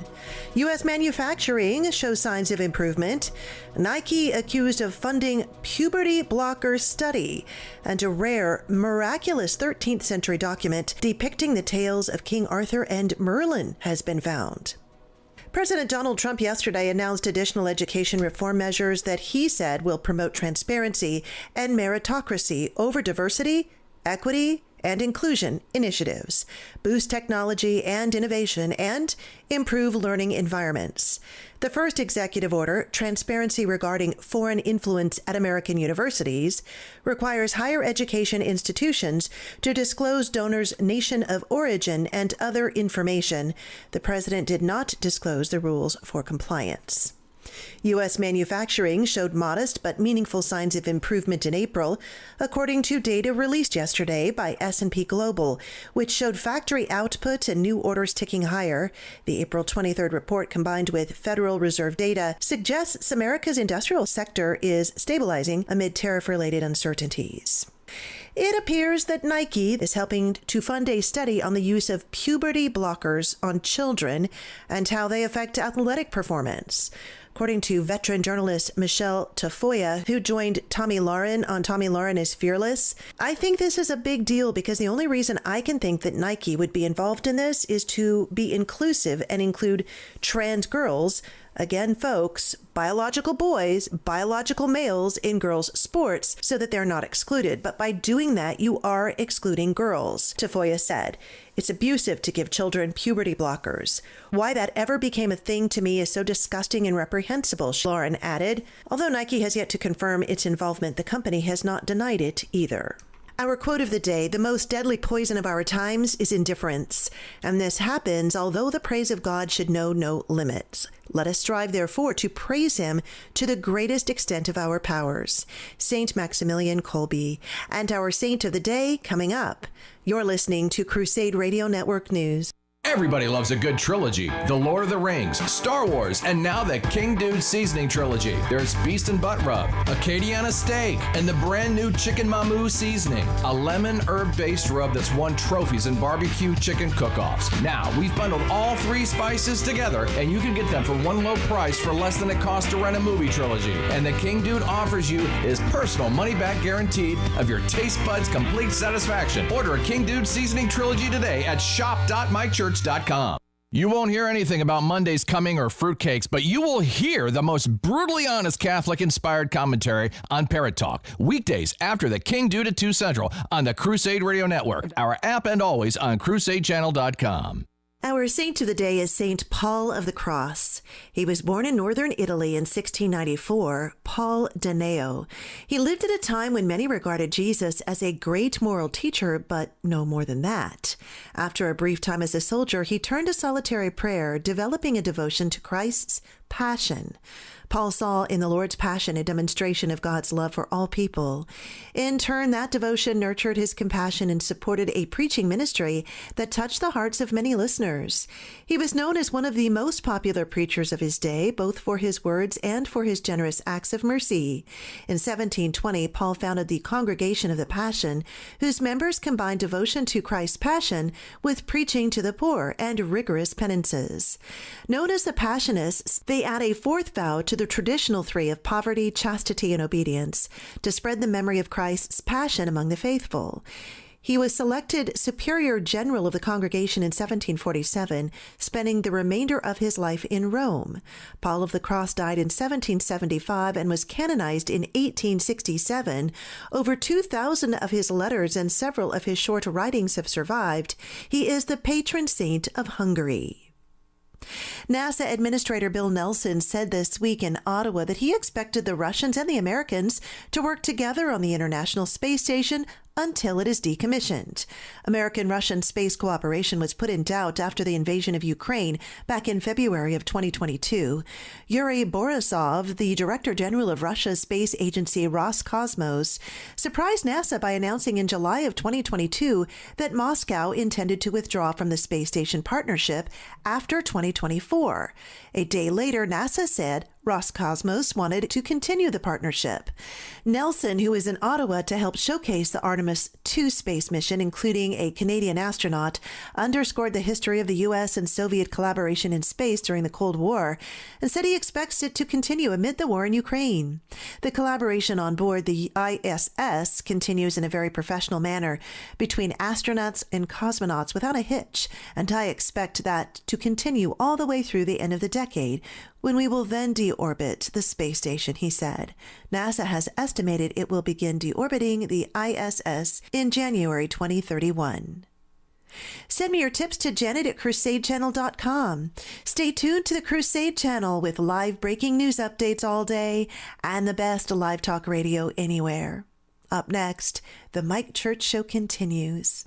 You're listening to Crusade Channel News. I'm Janet Huxley for the Crusade Channel, seeking news and finding truth. Oh, man, May is so boring. I wonder if there's anything on the radio here. On May 2nd, the Mike Church Show will launch a broadcast contest unlike any other in history, and you'll see why May 2025 won't be just another May.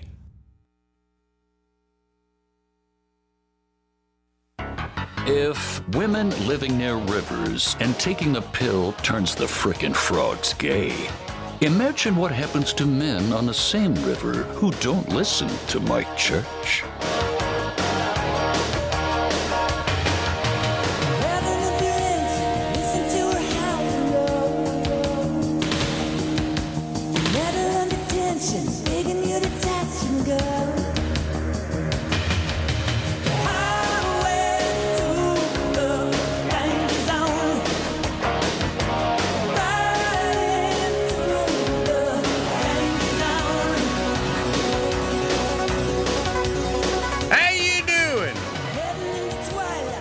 The fastest 3 hours in all of radio, a radio juggernaut the left and Baphomet's useful idiots have no answer for.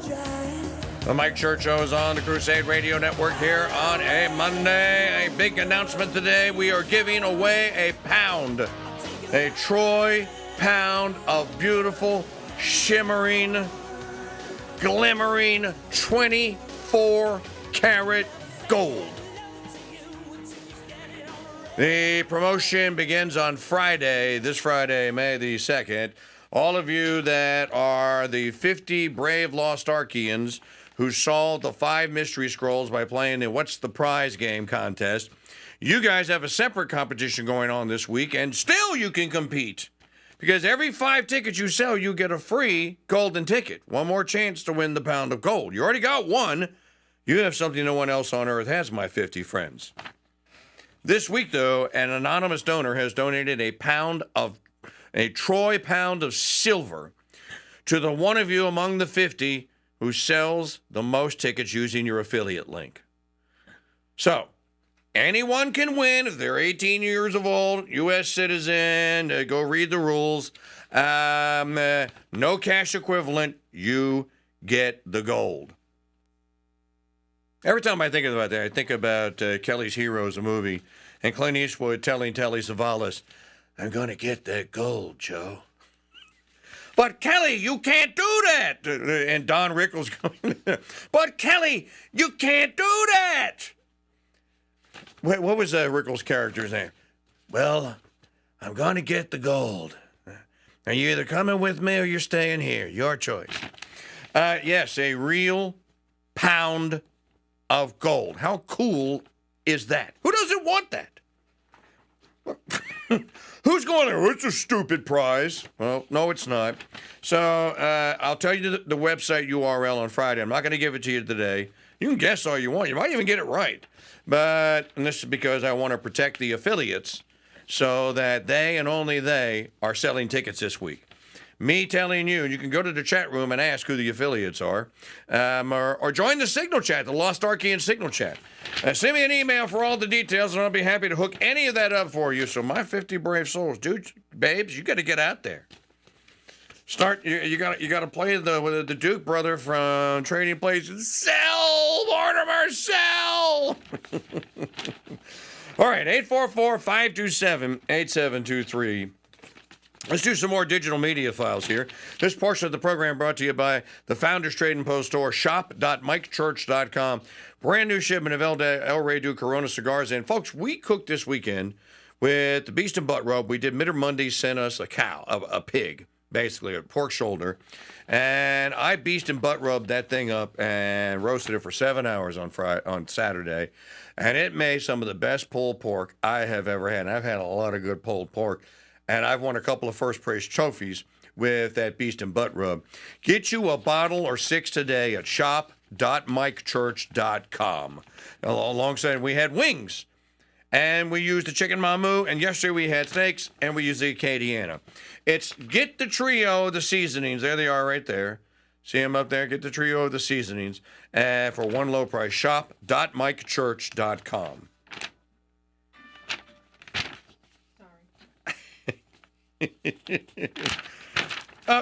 Do we have someone talking about this Dugan woman that's going to jail? This judge? I could have sworn I heard. All right, here, play this one. Play Scott Bessent, number 6, digital media file number 6. Yeah, I agree with this piece at the American Thinker. I talked about this earlier. The illegal alien raid in Colorado reveals a cancer in our military. I'm absolutely just flabbergasted by that. 12 active duty military officers are defying their commander-in-chief, defying the chain of command, basically committing treason against the United States by standing and guarding enemy combatant Trinidad MS-13 gang members. 12 active duty military. All right, so that's not about this. We'll talk about that maybe in some more detail as the final hour as the program unfolds. Here is the Treasury Secretary talking about the stock market. When I look at some of the things that are being published, there was a story 10 days ago that said this is the worst April for the stock market since the Great Depression. 10 days later, the NASDAQ is now up on the month of April, and I haven't seen a story that says, oh, stock market has biggest bounce back ever. So it certainly has gone back and forth. I think a lot of this is media-driven. When I look at... Of course it's media-driven. The whole thing is media-driven. 100% media-driven. Fake media-driven. Now, Reince Priebus talking about what Bessent just said, former chairman of the RNC under Trump 1.0. Inflation is down, rates are down, gas prices are down. I think what you're going to see, and I think what was revealing in Scott Bessent's interview, is the next 100 days, which is the rebuilding 100 days, which is cutting deals on the tariffs, which is calming people down as far as where we're going in the economy, the tax cuts that are probably likely coming to the economy. I think the one thing you can say about President Trump is that he's doing exactly with what he said he was going to do. What Trump says he's going to do, he pretty much does. Some game time and game day adjustments halftime adjustments, as they say in basketball and football, had to be made because it's a live game. It's not a scrimmage anymore. It's a live game, and conditions on the ground change. I think, though, that by and large tomorrow is they're having a big hoop-to-do part. They're going to be in Michigan, right? Yep. Yeah, Trump's going to be in Michigan for day number 100 of the Trump administration, and they're having a big hoop-to-do celebration there. I'm not sure about it all, but we'll carry. If it's during the show, we'll carry it. And if it's after the show, we'll carry it live here on the Mike Churchill and the Crusade Radio Network. All right. I told you earlier about this. Scott Pelley on 60 Minutes. Ethics, ethics, ethics. The study of Nicomedean ethics, Thomistic ethics, Christian ethics. Almost all the faults in our society boil down to a violation of ethics. What's wrong? I got it. There was the biggest... Did something explode over there? It's all about ethics. It all comes down right way, wrong way, Christian way, demonic way, or pagan way. Same thing in media. Same thing in media. Again, committing libel against your former contract employer is not only stupid, it's unethical. You don't do that. Committing libel or scandal against anyone is unethical. You don't do it. using your own company's airwaves that they own, that you're basically a steward of, Scott Pelley, is unethical. While I agree with what he says, it's not his forum. And now, correct me if I'm wrong, Maggie, because I didn't see the story. This is your great production here. This story, he was not supposed to, or he was supposed to do this. He went rogue. Okay, he wasn't supposed to do this. Now, somebody, that's because he's heroic. Look, this is not a network, the movie network. This is not a Peter Finch moment. I'm mad as hell, and I don't want to take it anymore. That's not what this is. This is, again, seizing control of something you don't own and abusing it because you think that. Now, again, I don't disagree with Pelley. I just disagree in the manner and the forum in which he chose. Here, roll the tape so everyone can understand. This is not scripted. This was not supposed to be the 60-minute segment that he was supposed to do. Last minute, a note on Bill Owens, who until this past week was executive producer of 60 Minutes. He was our boss. Bill was with CBS News nearly 40 years, 26 years at 60 Minutes. He covered the world, covered combat, the White House. His was a quest to open minds, not close them. If you've ever worked hard for a boss because you admired him, then you understand what we've enjoyed here. Bill resigned Tuesday. It was hard on him and hard on us, but he did it for us and you. Stories we've pursued for 57 years are often controversial. Lately, the Israel-Gaza war and the Trump administration.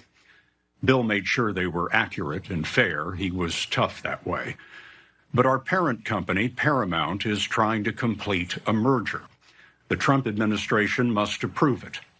Paramount began to supervise our content in new ways.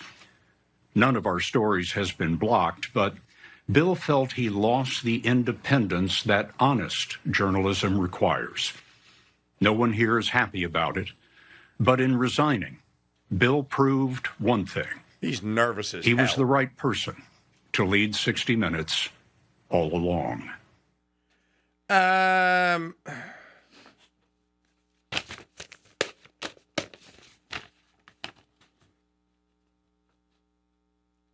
Do I disagree with what Pelley says in general? No, I do not. That's not ratting your. You just.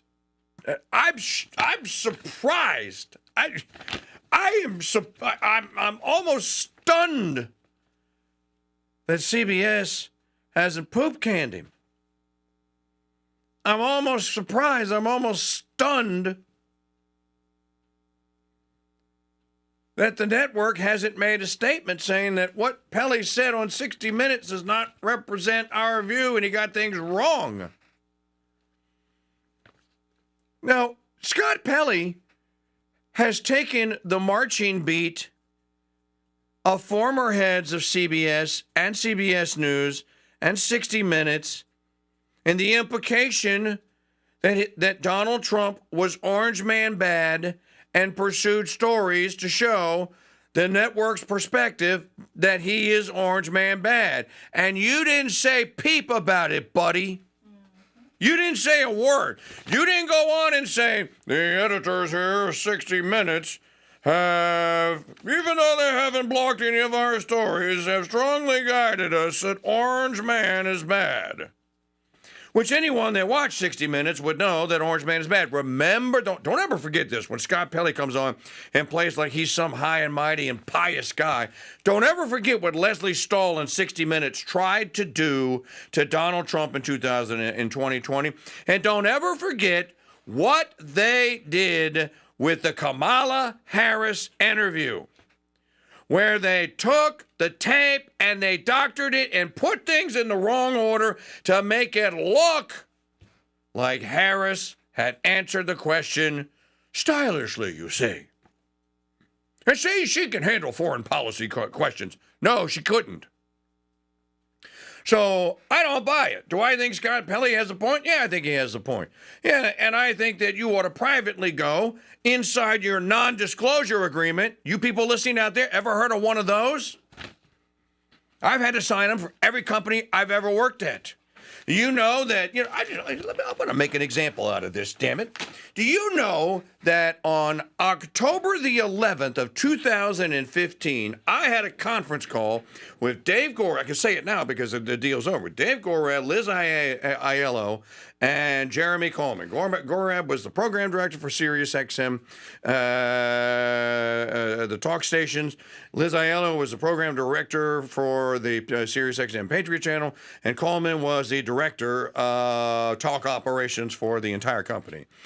They informed me that my services were no longer going to be needed. They gave me the date certain. Your contract ends on November the 10th, I believe it was, 2015, and they said you could stay on. We'd like for you to stay on for the next 2 weeks and do your show.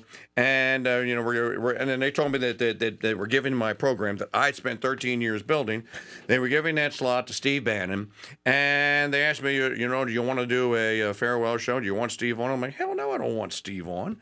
But then they told me, they said, we remind you that you're under a non-disclosure agreement. And, we're going to trust you for the next 14 days. You're not going to. I didn't say a word. I didn't even hint it. You know why? Certain people that used to work around this joint? Because I took my ethical pledge and the contract that I signed and I agreed to, I took it seriously and literally. And even if they hadn't asked me, I would not have abused their airwaves or any other airwaves, disclosing what they had told me that I knew I was not to disclose. This is serious business here, folks. This is the whole ball of wax when it comes to the broadcast arts. If you can't be trusted to keep your fat mouth shut on things that have happened internally, you shouldn't be in this business. Scott Pelley should not be blabbing what CBS internally is telling him to do, especially on their air. Never should have happened. There would be a time and a place for it. If you want to resign and say, I won't do this, and do what, I'll give you another example. You can tell this really chaps my behind. How many of you know the nitty-gritty details of the text messages between Tucker Carlson, his producer, and the director of television operations and programming operations for News Corp? I'm going to give you 30 seconds. All of you think about it. Go.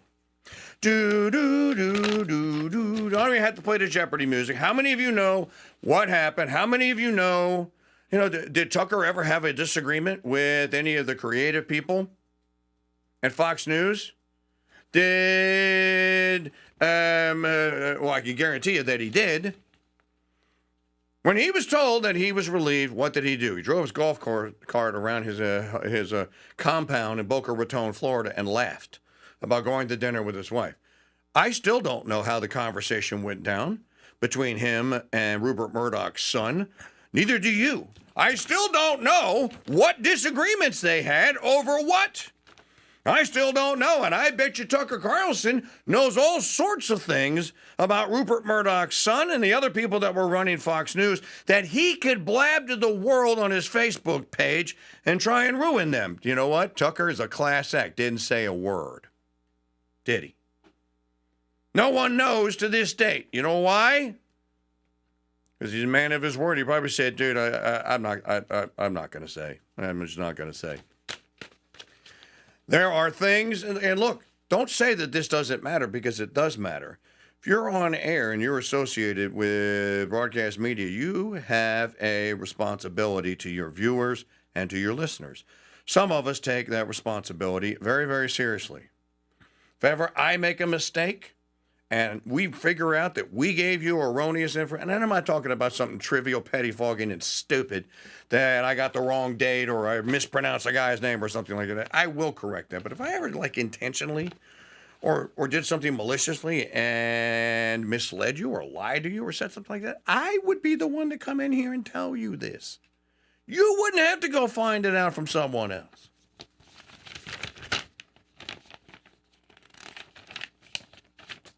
If I was Scott Pelley's boss, you gone.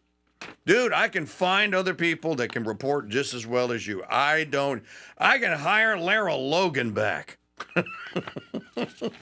I can go hire Ben Swan, Scott. I don't need you. And you'd be better off with Ben Swan. 844-527-8723 is the call-in line telephone number. Yeah, I see people are still talking about this. This must be a big story here that I think the illegal alien raid in Colorado reveals cancer in our military. You guys are all asking the right questions. Are these 12 soldiers, active duty soldiers, going to be brought up on charges of treason? They should be.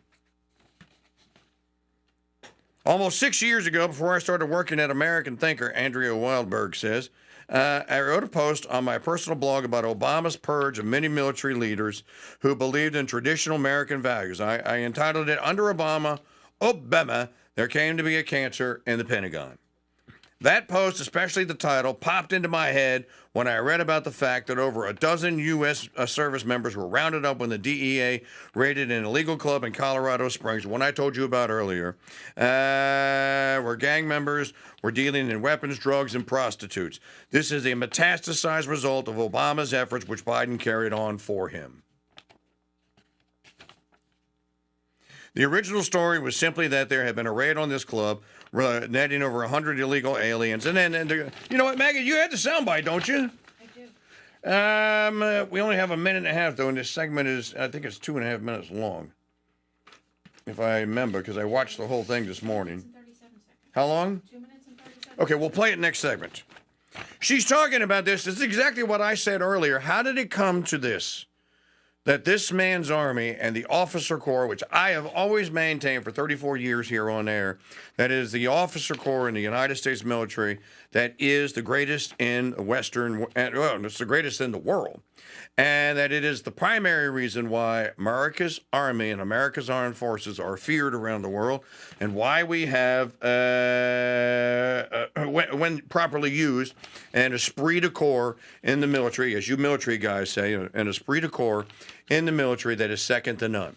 And you can win wars. What's an army? What's the military to do? It blows things up, and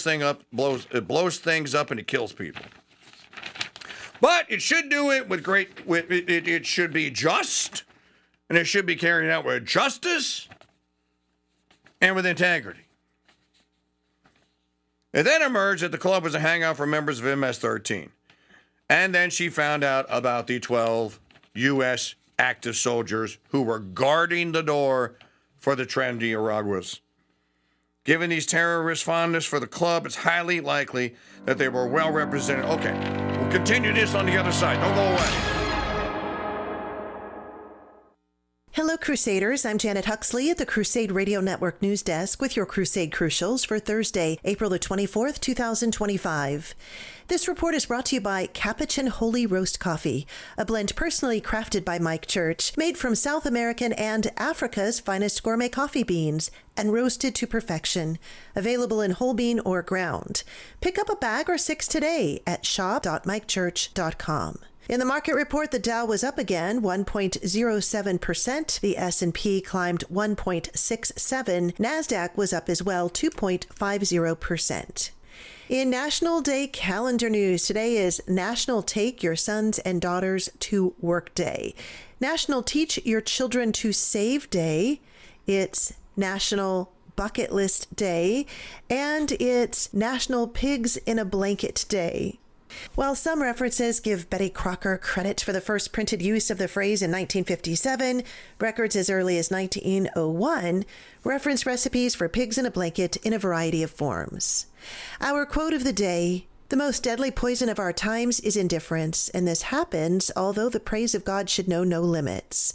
Let us strive, therefore, to praise him to the greatest extent of our powers. Saint Maximilian Kolbe. And our saint of the day, Saint Fidelis of Sigmaringen. You're listening to Crusade Radio Network News.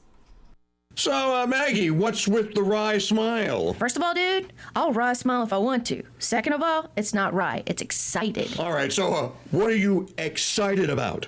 It's a chick thing. You just wouldn't understand. What? Is there a sequel to the Twilight trilogy coming out on Peacock? Pretty close. My trilogy box set of the Summa Domestica is on the way. So when did you start reading St. Thomas? It's not St. Thomas. It's Layla Marie Lawler, and it's 3 books every young wife or soon-to-be wife ought to have. Well, you are a wife, but you're not... Stop! Don't you do it! All right. I was just kidding. Light of my life. Mm-hmm. Besides, it's for our niece as a wedding present. And I'm sure it'll be a great one. It will be. Now, where's that cast iron skillet? What do you need that for? Well, I'm a Domestica you.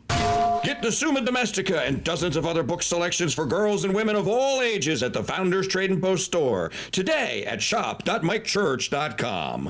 Hey, Christian patriots, are you tired of waking up to the same old fake news? Start your morning right with the Daily Church Doctrine, written by the King Dude himself. It's the must-have newsletter for the truth seekers like you. Every issue brings you the truth and wisdom quote of the day, plus 3 can't-miss stories every Christian patriot needs to know.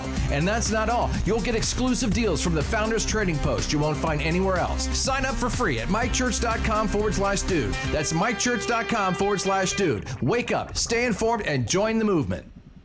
The Mike Church Show, serving the hard liquor of truth to men who want to get drunk fast since 1992.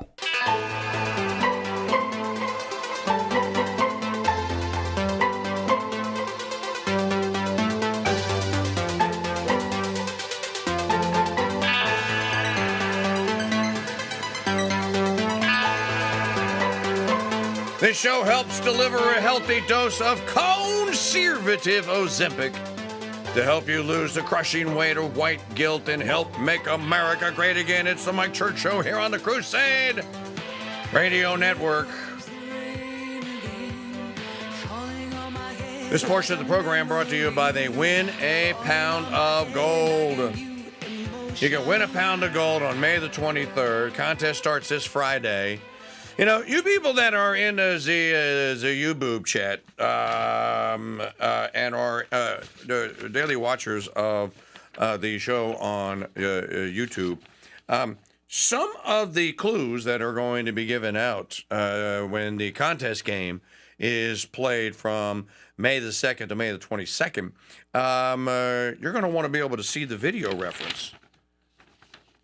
We got to start a groundswell of people, the buzz of people that don't know about the Mike Church Show and probably don't even care and never will. But they might care that they can win a pound of gold.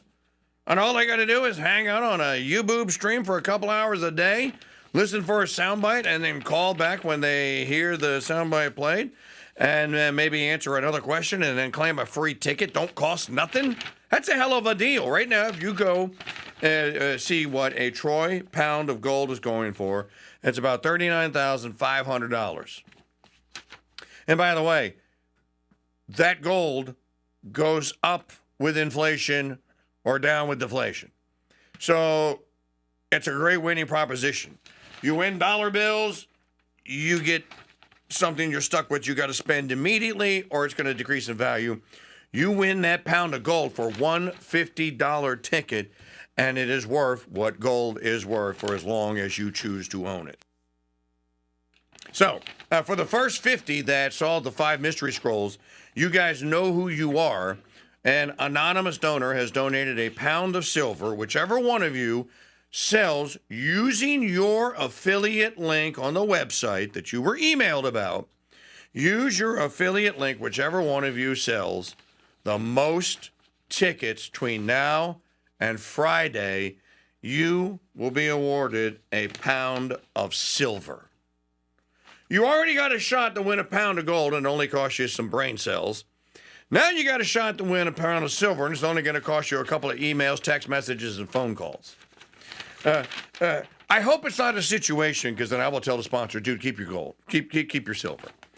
Where it's Schaefer who sold 2 tickets competing with Aiden who sold 1 on Friday. Don't do that. So, all of you, only the 50 now that made the first 50 through the gate are eligible for that contest. And you know the website. You can go check it out for yourself. Okay, I'm going to go back to this story. Play the soundbite. This is... what page is it on? Let's see.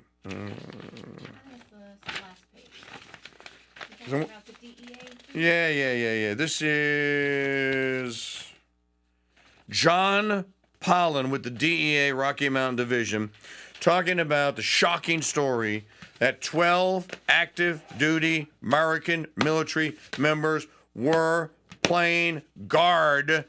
They were being paid to guard an underground club that was filled with Trinidad MS-13 gang-banging criminal enemy combatants. Where did the military... How did this happen? Here, listen, watch. So, good morning. John Pullen with DEA and the Rocky Mountain Division. We're here on the scene of an underground nightclub where over 300 federal law enforcement, along with our local partners from El Paso County and Colorado Springs PD, executed an enforcement operation this morning. It's a drug investigation. We seized quite a number of guns and took a number of people into custody.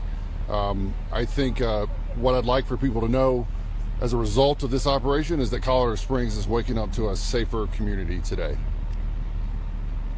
Jonathan, give us some perspective here. 300 law enforcement officers. What brought about this kind of requirement, this kind of need to be here with that show of force? So this is an underground illegal nightclub, okay? And what was happening inside was significant drug trafficking, prostitution, crimes of violence. We seized a number of guns in there. We had active duty service members who were running security at the club and involved in some of these crimes. And in fact, we had over 100 illegal aliens inside as well, and those over 100 illegal aliens were taken into custody by ICE. Active duty service members Here it comes. helping as security here. Can you elaborate on that at all? So it's an ongoing investigation, but we had over a dozen active duty service members in the club tonight, either as patrons or working as armed security. How many of those were detained and what are they facing right now? So Army CID was one of our partners out here, and they're going to work with us on what the next steps for those active duty service members looks like. You mentioned that this is a drug trafficking operation. Can you elaborate on any drugs you found, the amount, any charges you anticipate that could come out of tonight? So as you may suspect, when the cops showed up at the door... and then there's just a bunch of chatter about this. 12 active duty American military service members were either patrons or were providing security.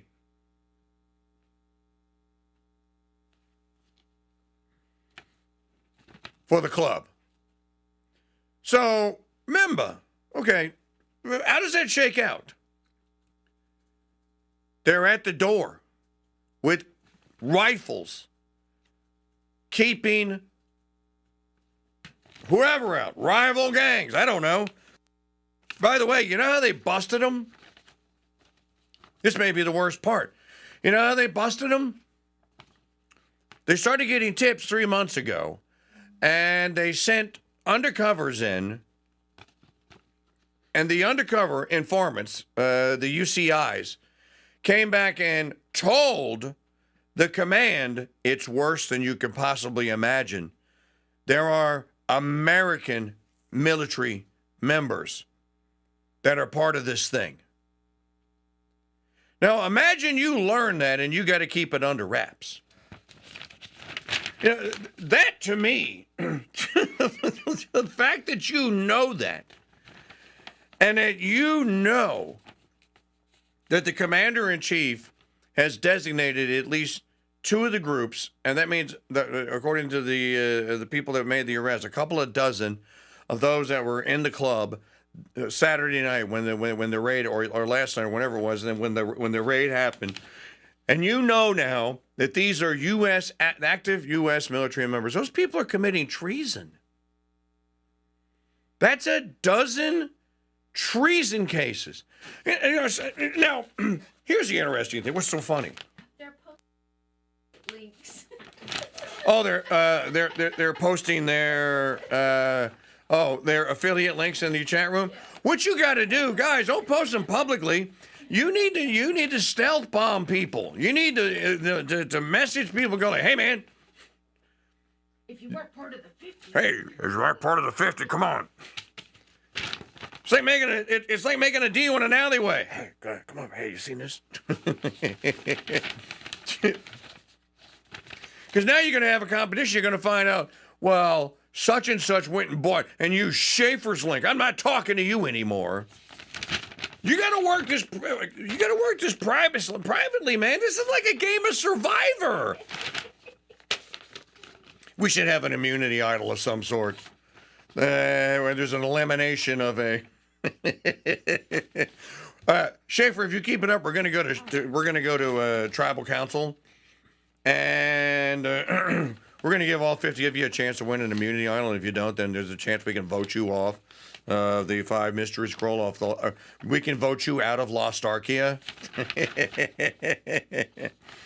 All right, the piece that I was reading about this. Now, my only consternation about all this is, okay, Trump's DOJ is going to handle this, but this seems to me to be a UCMJ issue. Where's Kaiser at when we need him? He's in the chat room. Kaiser. Would this be handled by a military court? Is this a UCMJ?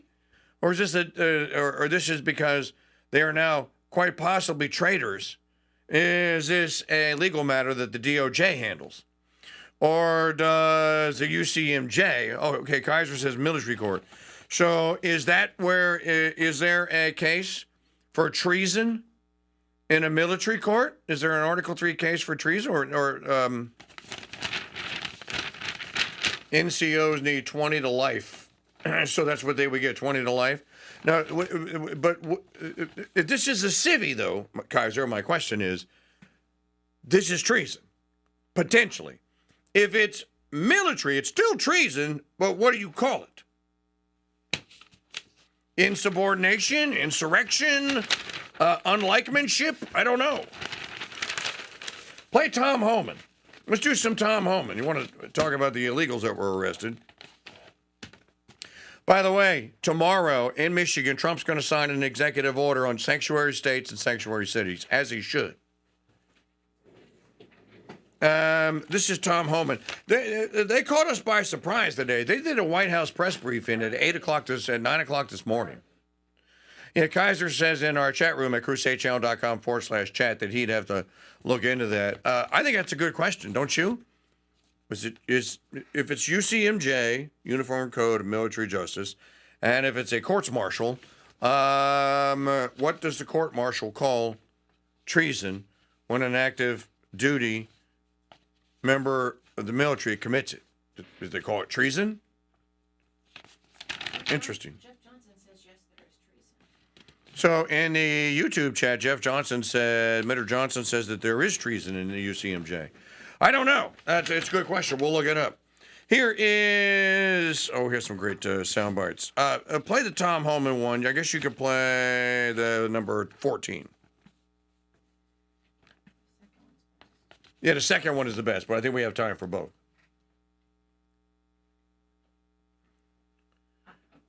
Hold, please.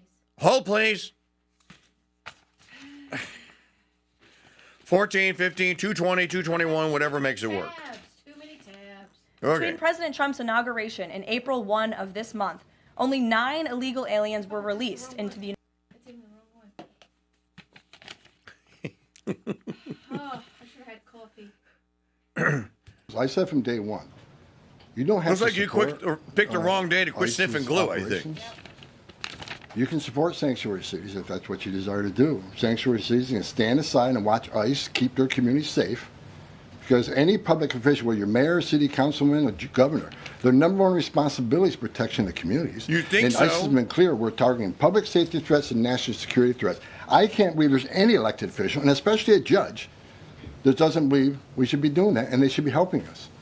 What I said from day one, you can sit aside and watch, you can argue against us all you want and protest all you want, but when you cross that line, I've said this 1,000 times, when you cross that line to impediment or knowingly harboring, concealing an illegal alien from ICE, you will be prosecuted, judge or not. Okay, that's a good one, but okay. So he was talking about the Judge Dugan in Wisconsin, who is apparently now a folk hero. How sad is that? This is the good one here. What? Well, wait a minute. What? You're deporting little children now. Okay, watch Holman answer this one. The morale of ICE and Border Patrol is at all-time high because they're getting to uphold the oath they took, and they're enforcing the law. Border Patrol and the Biden administration, I met with hundreds of them. They felt like Uber drivers and tourist agents. These men and women joined the ranks of ICE and Border Patrol to enforce the law, make the community safer, and protect national security. I hear it all the time. There's a lot of people in this country who don't like me. I don't care. But when I walk through an airport, I have many people walking up to me and thank me for what I'm doing, and I'm not taking credit for anything. The success of the border and immigration enforcement is President Trump and the men and women wearing that uniform. God bless each and every one of them. But I take a pleasure in seeing it because in 40 years of doing this job, people always want to say, why are you so emotional when you testify? Why are you so emotional on network? Because if they wore my shoes for 40 years, they'd understand why I'm emotional. I've talked to little girls as young as 9 years old that were raped multiple times by the cartel members. And when you get to your knees and you talk to that little girl and everything innocent and pure has been ripped from her, when you listen to the Laken Riley, 17 minutes, that young lady fighting for her life, don't just think, okay, a young woman died. Think of how she died, the terror that she went through, and these children that are sexually assaulted. I stood in back of a tractor trailer and 19 dead people at my feet that baked to death. Illegal immigration is not a victimless crime. And so every sick person we take off the streets, especially child rapists, it makes this country much safer. Every illegal alien we arrest, public safety threat, one at a time, makes this country safer. God love Tom Holman. Yep. Because there's another part of this you didn't hear. I think it's a little later in that same exchange there where he says, he gets another question. He goes, well, that's because, he goes, let me tell you something about ICE. You know what they do every morning? They get up, kiss their family goodbye, they get to work, they put a Kevlar vest on, and then they put they put a holster on, they put a gun in it, and then they put the badge on the outside. They know that today could be their last day. And yet they go out and do it anyway. That's why I love these men, and that's why I respect them. And he goes, and that's why it's wrong, and it has to be stopped for people to be tipping off the bad guys and telling them we're coming. I mean, the guy is just no nonsense. This is the law. I'm the sheriff, and I'm going to enforce it. If you get in my way, or if you give aid and comfort to the enemy, now you're the enemy.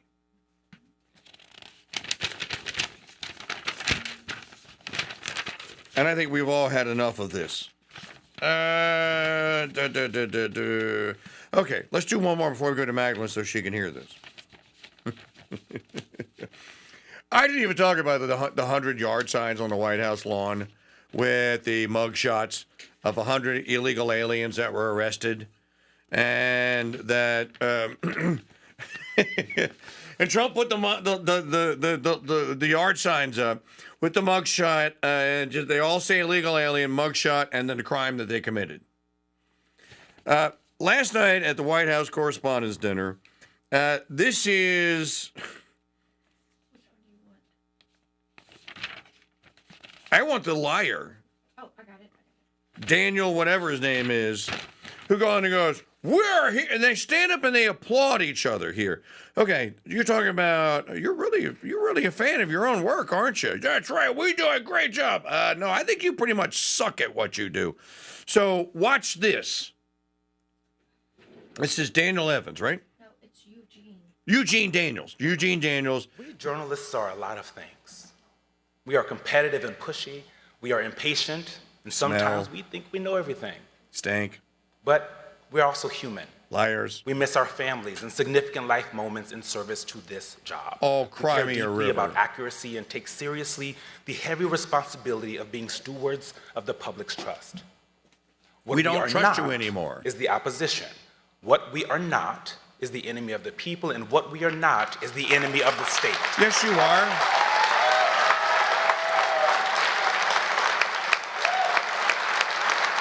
All right, you can't. If you're watching this, listening to this on the radio, you can't see. They're all standing up and smacking each other on the back. Yeah, we're the greatest. Yeah, we're this. Now, quickly play the Axios guy. So Magdalene can hear Alex Thompson, who actually says what should have been said, which is digital media file number 8. Alex Thompson. We blew this. We've absolutely. I don't think. Don't say that past tense. You are blowing it. Correspondence Association is as necessary as ever. President Biden's decline and its cover-up by the people around him is a reminder that every White House, regardless of party, is capable of deception. But being truth tellers also means telling the truth about ourselves. We, myself included, missed a lot of this story. And some people trust us less because of it. We bear some responsibility for faith in the media being at such lows. And they're all grimacing, going like, what are you, okay, all right. He's talking about the story of Biden being mentally unaware, incompetent, damaged, whatever the terminology is. So in one instance, guy tells the truth, he gets booed. Other instance, White House correspondent dinner, dude lies, gets up there and say, we're not enemies of the state. We lose hours with our family. You know how many hours I lose with my family, pal? I don't want to hear it. Then pick a different craft. And by the way, you're not a steward of the public trust anymore. 11% approval rating. The public doesn't trust you anymore. Go find something else to do, sir. The United States of America and her citizens don't need you. But I love how they just patted each other on the back. All right, so our political affairs contributor, Magdalene Rose, you heard the Axios guy, then you heard the White House Correspondents Association dude patting himself on the back, and then people standing up and applauding. They just... I don't want to use the cliche and say they don't get it, but they don't. And if they do, they're really good at hiding the fact that they don't get it. Well, they are, and I think one of the problems is that Trump has kind of taken the White House, and he's made it a place where media is welcome, but nonsense media isn't. So if you have real questions, if you're going to be hard on the press secretary, that's fine, but you're not going to benefit and build your brand. And that's something, for example, Jim Acosta did so much, was he built his media brand on hating the Trump White House. Trump's really taken that away from the media this time around. Yeah, it's not going to be any of this, well, you're the guy in the room. Like, I don't remember the last time Caroline Leavitt called on Caitlin Collins. No, and she's not going to. And I think what's cool is that she's bringing in people from the administration to back her up on specific issues, whether that's Tom Homan or Stephen Miller is often there. But the real feeling is that if you are with, for example, the Daily Wire, and you're working in D.C. and they've announced it's going to be a D.C. bureau there, you're probably going to get questions answered. That's not because they're going to be 100% complimentary to the Trump administration, but it's because, first of all, people are actually reading and watching the Daily Wire, even with recent shakeups. And second of all, those questions are going to be well-sourced. The error of becoming famous for being a D.C. journalist without actually breaking any stories is over. I wasn't aware that you could become famous without actually breaking any stories. You should at least be competent at what you're doing.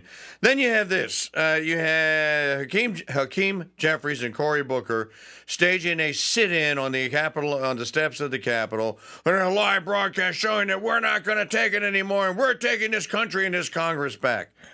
How silly and stupid. Well, I saw this tweet with a photo of those two, and it said, describe this in 5 words or less. And all I thought was still not Obama, because they can keep trying to make those two into Obama. They can keep trying to say that they're the next round. They're still not Obama. It doesn't matter that they look a little like him. It doesn't matter that they're Democrats. It's not going to happen. Cory Booker and Hakeem Jeffries are like the also-rans. They're irrelevant. Nobody even cares about them in the way they might care about AOC or Bernie Sanders, and they're still not Obama. And by the way, people maybe have forgotten, Cory Booker ran for president. Yep. And it's not like he didn't try. He ran for the presidency, for the Democrat nomination. He never got out of it. He was like just all the rest of them. He was like Kamala Harris. He never got above 2 percentage points amongst his own party. No. Nobody likes him. His claim to fame for a long time was that he lives in terrible housing in New Jersey, like the rest of the people in New Jersey. And I remember thinking back when he was running in 2020, so your claim to fame is that you haven't improved New Jersey enough for you to reasonably live in a good area as a sitting United States senator from there. That was his claim to fame, to the point where he made Instagram stories about it. I mean, he put up video content. I was fascinated. I followed it very closely. And I kept thinking, that's what you've done. That's what you haven't accomplished, and that's why you're not going to be president. You've kept New Jersey crappy, and you're happy to live in crappy New Jersey. Way to go, Cory! Yeah! All right, well, we're out of time. Magdalene, thank you very much. We'll see you tomorrow. Thank you. As always. Folks, you people that are the 50 affiliates, you need to get to work. There's a pound of silver in your future, but you got to sell tickets. You know what to do. The rest of you, the contest begins in earnest on Friday. Win a pound of gold. How cool is that? We'll see you tomorrow, folks. God bless you. Merry keep you.